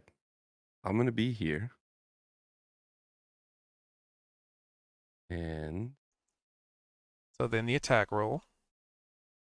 I will attack with the rapier again. That's definitely a stab. Stab it right in its spine as you're running across his back. And do I get any sort of advantage or anything, or just normal damage? Normal damage. 6. 6. All right.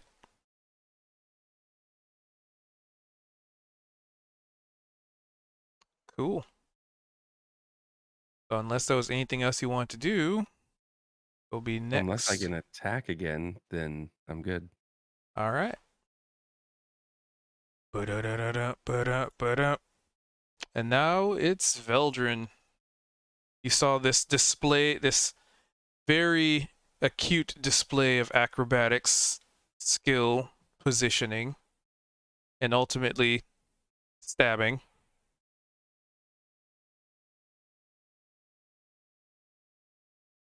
He's just gonna cast Toll the Dead again. Ain't Alright. broke, don't fix. Yep. Do it. Okay, so I have to select you, save, normal. Damn. It broke. Nice. It saved. So you cast Toll the Dead, and it just kind of shakes its head, and ultimately staves off the effect. Do you want to move anywhere? Ooh. Let's stay right there. All right. Alrighty. And then you're stable, and Niavara. Navara is going to scooter put over here. That's the official terminology. Scooter poop. Scooter poop? Scooter put. Hmm. And cast inflict wounds. Yes, bring it. So you would not get advantage on it because of the lack of flanking. That's fine. I'm out of what's the word? Cone of Cone cold sphere. distance.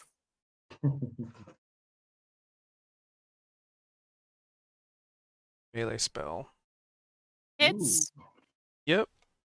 So this is the Nice. first time you've cast this, correct? Yes. What does it look like?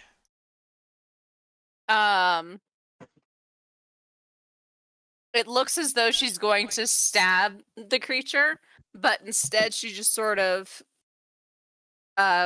draws her daggers together and like almost like draws a poison out of them that latches onto the creature.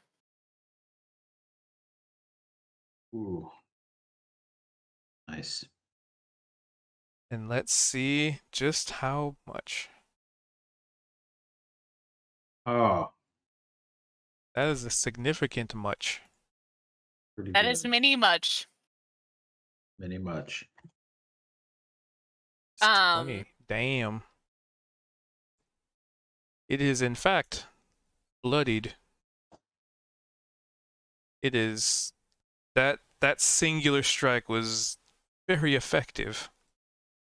It's not looking too healthy right now. Go on.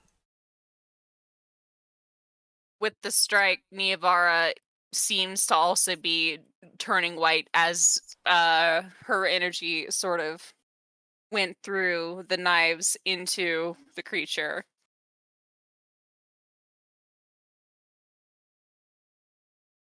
Yep, it is not looking too good.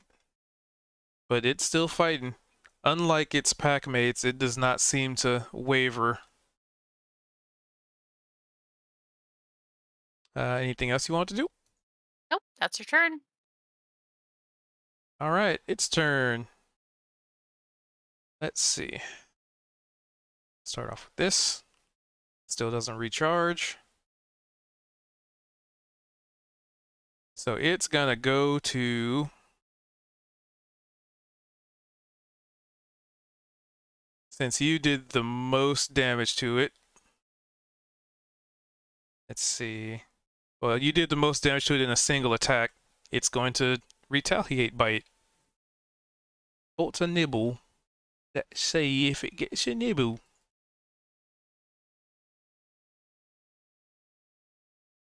But just a normal. Oh yeah, that's a Oh yeah, that's a nibble. absolutely. And I failed the Oh. throw. Oh, So it bites into you, almost like it's almost like you when you stabbed it, you just immediately drew its attention, and as such, it drags you down to the ground and rips into you for 12 damages. And Niavara Ooh. screams in pain. oh.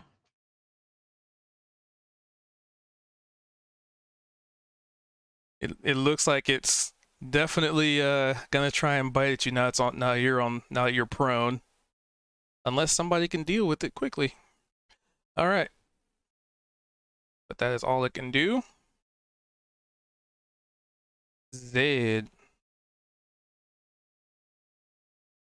you see, I mean, you saw a guy get knocked down by the other wolves. You see this big one dragging Niavara down, like she's fighting for her life, right? You know, like when you see, you know, a dog just like tackle somebody and like trying to bite at them, and she's just kind of fighting them off. And she's not looking too good either.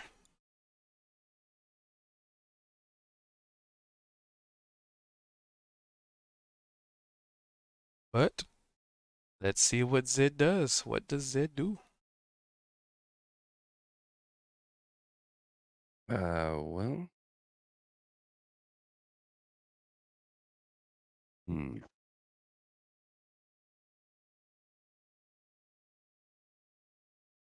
So the wolf's facing Niavara, I guess, now, and I'm on its flank. So mechanically, you'd have to be here to get the advantage for the flanking. You could move. But Yeah. you can move there without an attack of op. By flank, I meant on its side and not Yeah. behind it. So yeah, I'm gonna move behind it again, and Yeah, good let's enough. see.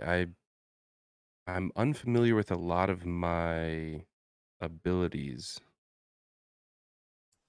So which ability are you trying to figure out? So What you got? sneak attack, does that apply without just putting them in the chat? Because I don't think there's a way that I can look at them without like rolling them. Is that from out of combat, initiating combat? So sneak attack is whenever you have advantage on an attack roll, which would which be would if I be was now attacked. if you attack. Okay, so I will definitely sneak attack. So you roll attack to attack with advantage, and then you'd roll sneak attack if you hit. Correct. Okay, sorry. So I So roll to hit. attack with Yeah. advantage. Yep, you have advantage.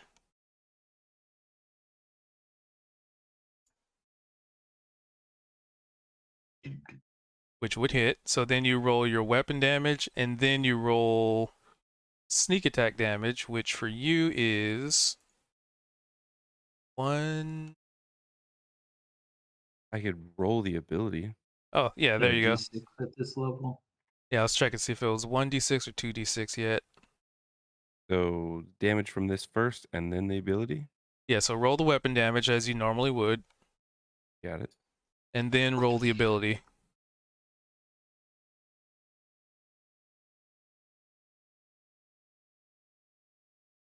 So you did 10 damage total.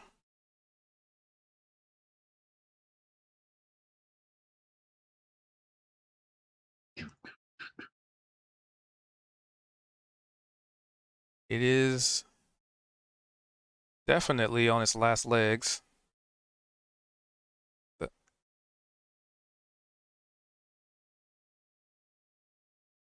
As you stab into it, poke it in the back, it's bleeding profusely, its breath is heavy, its demeanor is, well, fading, but it's still fighting.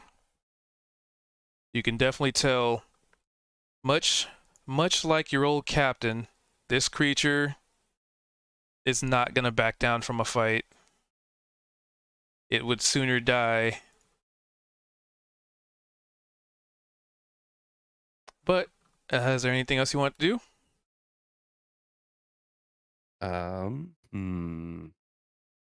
Or say if you have anything left in your action economy.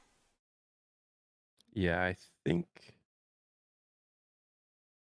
unless I can move again. Yeah, so you can move as much as your movement speed allows. So you Just to can 30. move 10 feet and then attack and then move the other 20.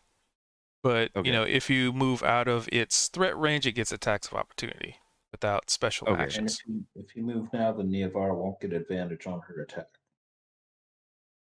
If I move now? Yeah, because then it won't be flanking anymore. Oh, okay, fair enough. That's a good point. Okay, thank you. Flanking. Then no, I'm not gonna move. All right. What you got, Veldrin? You see your sister get knocked to the ground, bleeding profusely, and it's at this point it's going for the throat.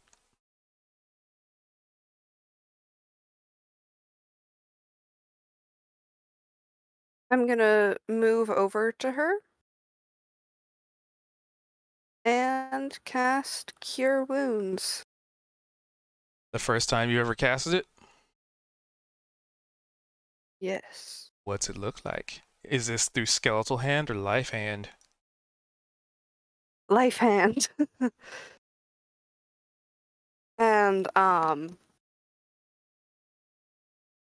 it's another touch spell.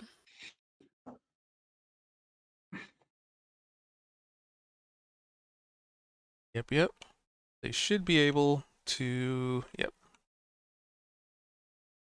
So I give back 4 hit points. And I'd say it's similar to Spare the Dying, where like there's light, but the light is like a little bit different this time. Like the color is different.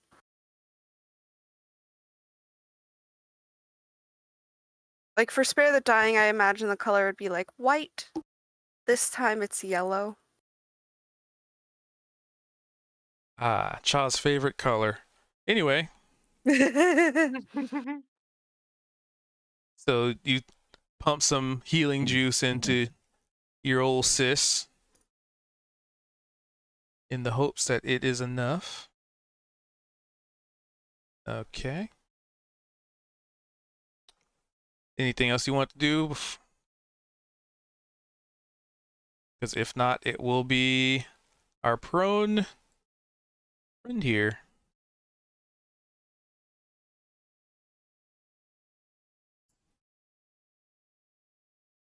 Nope.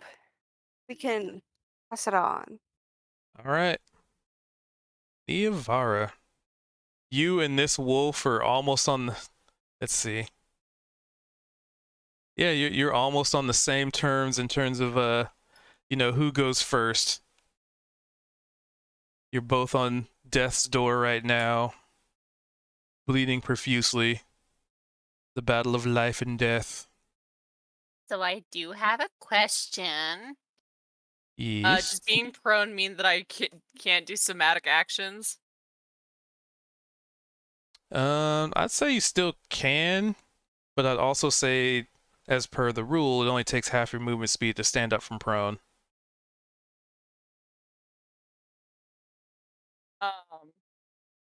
Niavar is going to stand then, thereby ending the condition. Correct.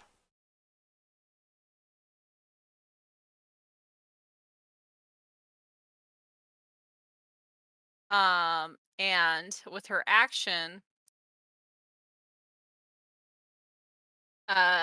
pissed off, she's going to say, "Go die."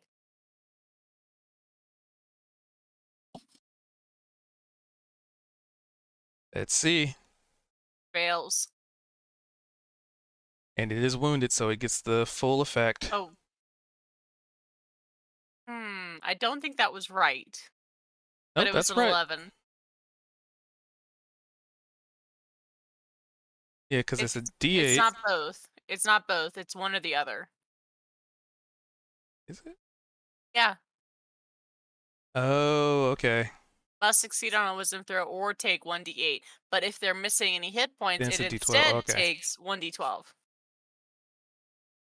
Well, So that's it's only 11. the 11. Which, if it were both, would have been enough. Hit me, champ. With its final attempts to take you down with it. Let's see.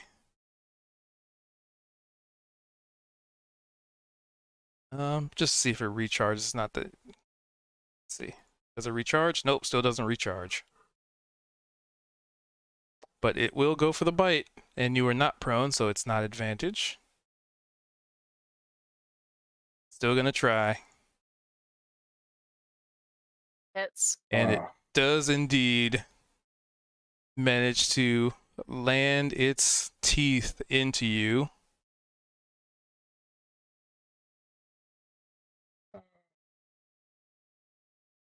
And I'm down. And drags you down to the ground once again.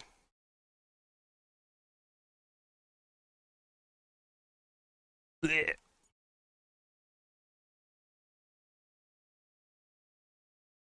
But that's all it can do. Well, I mean, it could move, but it's not going to. A moment of triumph on its deathbed. Zed, you no longer have advantage as you see Niavara get bitten into and dragged to the ground, leaving this creature, you, and Veldrin.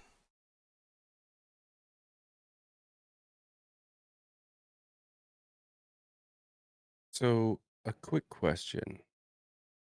It says in my inventory that I have. Do I have 2 daggers? Yes. Are those separate attacks, or do they attack it like together?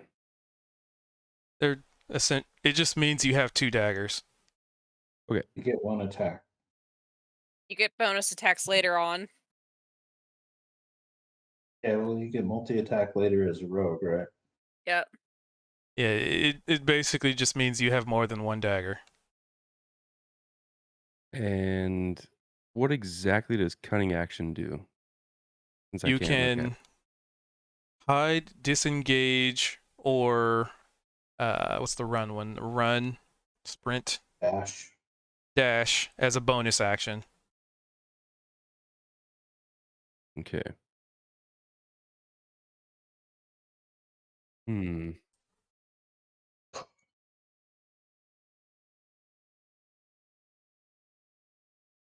So at this point, Zed's, I think almost with he looks over at Cha and sees Niavara just kind of bloodied and mangled at this point. And he can't really control the tears that start kind of rolling down as he just lets out a big scream, kind of guttural, visceral scream, and goes to attack again with all of his might. From where you are, you want to move to attack. I will have to move to attack. So from where you are, you would not have advantage on your attack roll. If you You'd have to move. flank with But- Veldrin. But I could? Okay. Get okay, on the sorry. opposite side of Veldrin and you would get advantage. There we go. All right. I will I mean, either definitely do one that. is fine. It's a large creature. Yeah. All right. And Let's is see that what you get. is that Advantage. Yep, it is advantage with on the attack? advantage. Yes, sir. Okay. That most definitely Boom. hits. So do your weapon damage, and then the sneak attack after. That is enough. That is more than enough. Feel free to describe what it looks like as you Hmm. finally bring this creature down. Not before it managed to pull, Niavara to the ground, but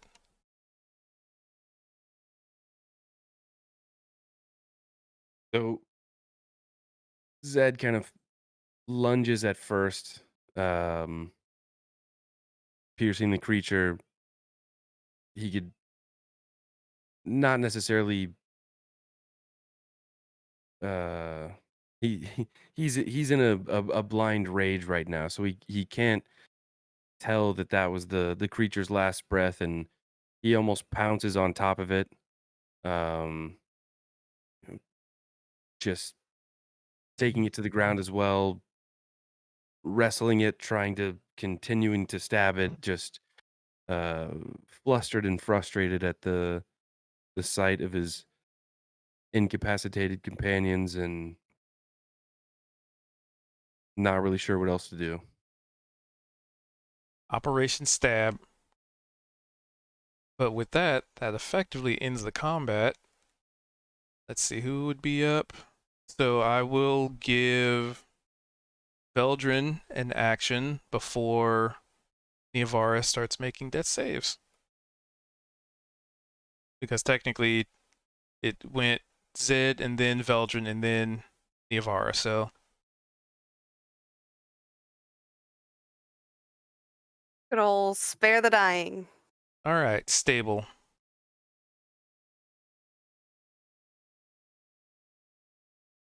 And that's when You I'll don't be have able any to more- You don't have no more cure wounds that would bring people back to consciousness. I only have 2 more spell slots. Spare the dying is a cantrip. Do you have lay on hands? Nope. Yes. Yep. As a paladin, you have lay on hands for. Let's see. I won't consume it. I'm just put it here so I can read it.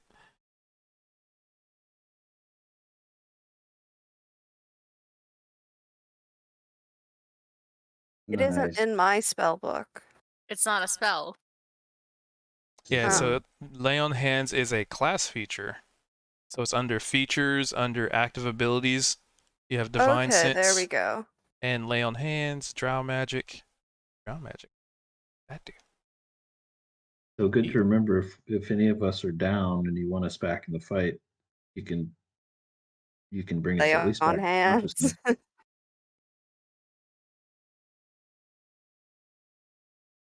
Ooh, Divine Smite. Sacred Weapon. That's neat. I never played a Paladin. Your paladin level ×5. Wow, that's kick ass. Right now it's only 5. Actually, no, I'm wrong. Could be 15. Yeah? Yeah, spitching.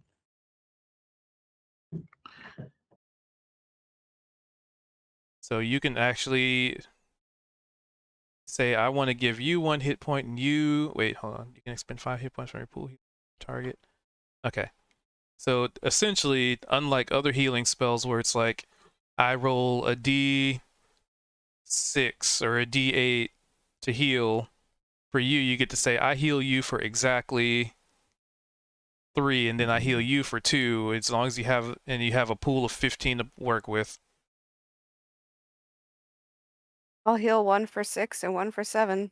Or no, 1 for 8, 1 for 7. So who gets which one? Cha will get the 7, Yavara will get the 8. Yeah. Mm. Sibling favoritism. Oh. Oh. Oh, what? Hey, the rain is starting to relax. You all there, Joe? You feeling all right? Can you see me? That's too many questions. And No. the Yes. the funny thing to what just happened to you, Cha, that wolf still didn't hit as hard as Rocky. I need a massage. Or a good night's Oh. sleep in a tent. Child looks at the white wolf. Breakfast. And Zed, since you kind of dug into this creature, give me just a quick perception. Because you just stabbed and stabbed and stabbed and stabbed, ripping out entrails and just tearing this thing apart. You find a ring in its belly. Maybe somebody else it ate. Oh wow. I Nice. It's covered in gore right now. Can I roll a perception to check for the woman? You sure can.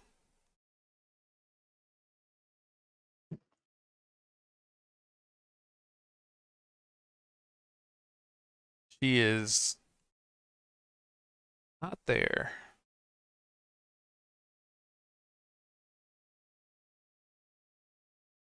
Or at least you don't see her anywhere. But you're also in immense amounts of pain still. Teeth marks, scratches. I don't think Shots Beldrin was over. attacked. Oh, it was Velden. Shots Sorry, pulled for some on reason all I four. read Niavara. Yeah, no, the woman's not there. You're fine. Yeah, all he Shot did him was all expend fours. 5 for healing. Al just drags himself slowly on all fours in the rain back into the tent and thuds down on the ground. Niavara is a very pale white wet rat at this point. Very Wet beast. wet beast energy. Her appearance is having faded off with going below 0. Ouchies. However, if anyone else notices that, that's on them.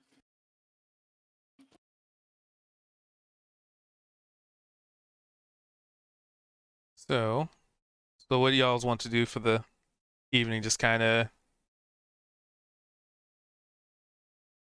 recover. Neavara will crawl herself Yeah. back into bed. So pretty much going to be ending session. It was going to end after that combat. Is it still raining? Yes. Storming So and all that that? whole thing only happened in the course of, let's see, round 6, technically 7. No, wait, we calculated it right? Each round is only about 6 seconds. So it hasn't even been a minute. So yeah, it's still raining. Okay. So Zed's got this ring that he found, and he's kind of trying to use the rain to clean it off and just like blow all the nasty bits out. And Well, as he Neavara sees went to the everyone move tent, toward it's hard to see because that was the only light source. yeah, so he sees everyone moving toward the tent. So as he's trying to clean off this ring in the rain, he's gonna walk toward the tent as well. Leaving, well, let's see. Because technically, that one died there. That one died there. Yeah, they're all right in front of the tent. One ran off. So it's basically right outside the tent is, the rain's kind of washing blood into the soil. You have 3 wolf corpses right outside your tent. Not ominous at all for passersby. It's a warning. Yeah, But- fuck off, wolves. With that, we will end session. Oh. Wow. Hey, you guys made it through your first big combat. Woo! And creepy wolf. Some of that- us did. Only one of you passed the save on. It's like, get the fuck out of my head. Under no circumstances. Wow, good work, team. Yeah, that was some. We haven't even found the Brutal. mutants yet. And we're coming across death saving throws and everything. Kozik comes up to the woods behind us like, guys, you left without me. What the fuck? Yeah. I was getting you guys some quail eggs. What do you mean you almost died to some wolves? Come on. That's no ordinary wolf. Well, I mean, now it is because it's dead. It was a cool wolf. They looked like the servants in my house. Everybody got a taste of whatever that wolf was packing. Well, Their fears. most everybody. Neavara got a little hint, a little whisper of it before she's like, nope, not going down that path. Go the fuck away. But most importantly, you survived. I mean, brutally beaten, but you survived. Thank you for bringing me back to life. Oh, you would have been fine in the morning. Don't worry about it.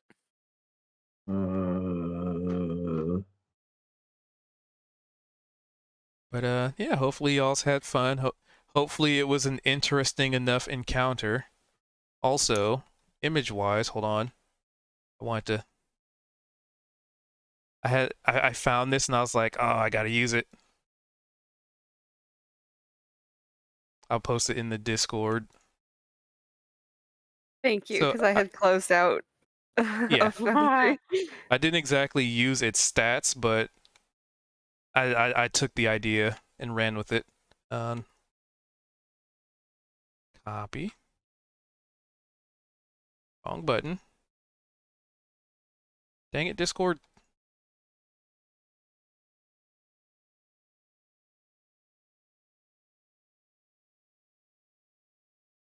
It is in the out of character section. Blink, puppy. Oh, blink puppy. How horrible. There was the big one, and then there was the little ones. Chaotic goodest boy. It attacked us first. That's not our fault.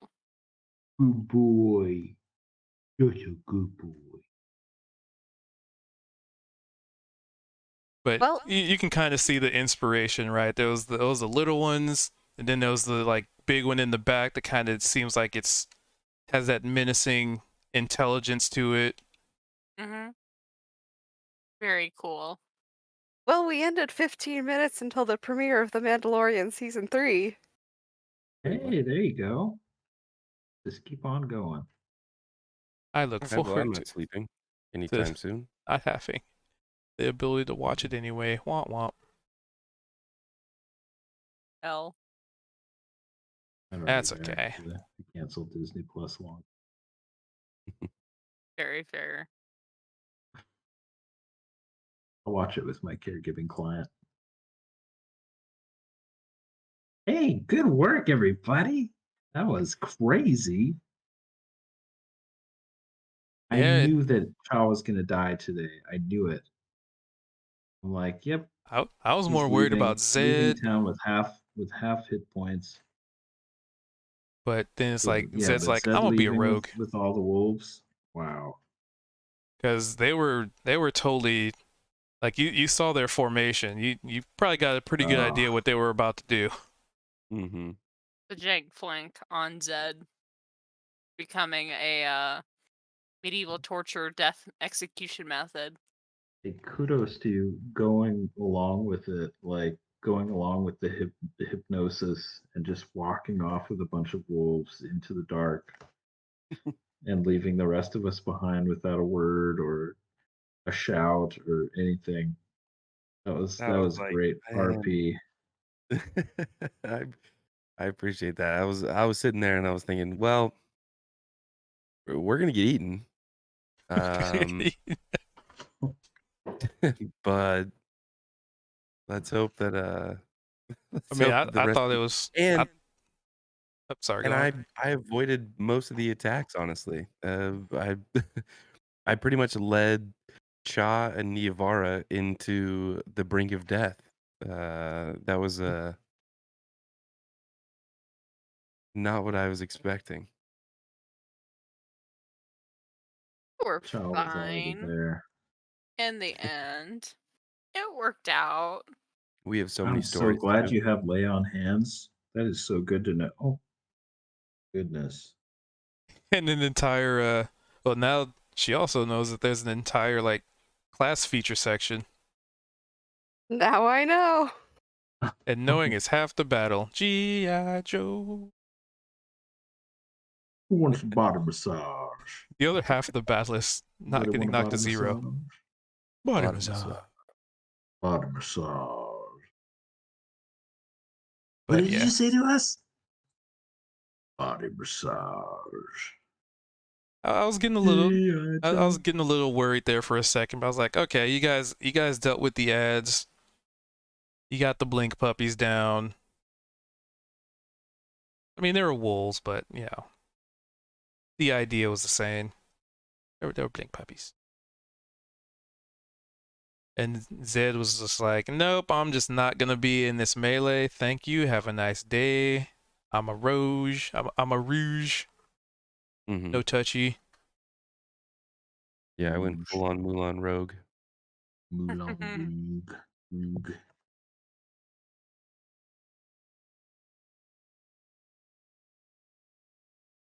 Good But- session, fun session. Thank you for DMing. Yeah. Wow, Thanks for stayed up showing. Late.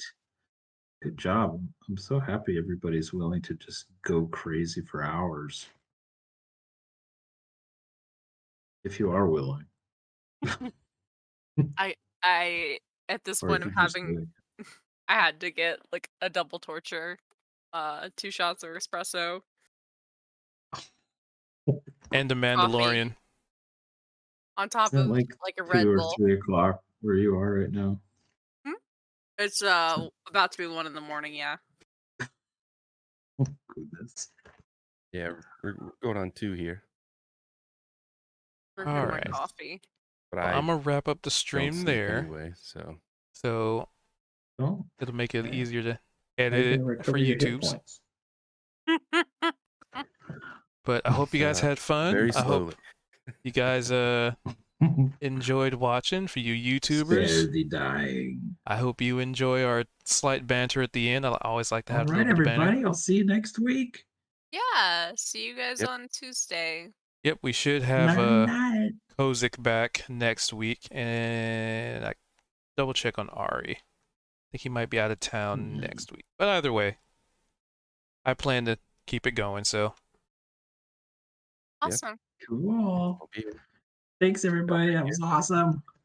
Bye, guys. hell yeah, brother. Bye. Bye. Bye. All right, so I hope you guys have a good morning, evening, or whatever's in between. I'm gonna wrap up the All right, stream I'm gonna end here. stream. I'll be back in a sec. Yep, doing the same. And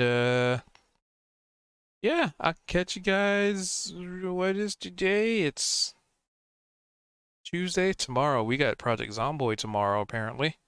So I hope you guys tune in for us trying to survive the Zomble apocalypse.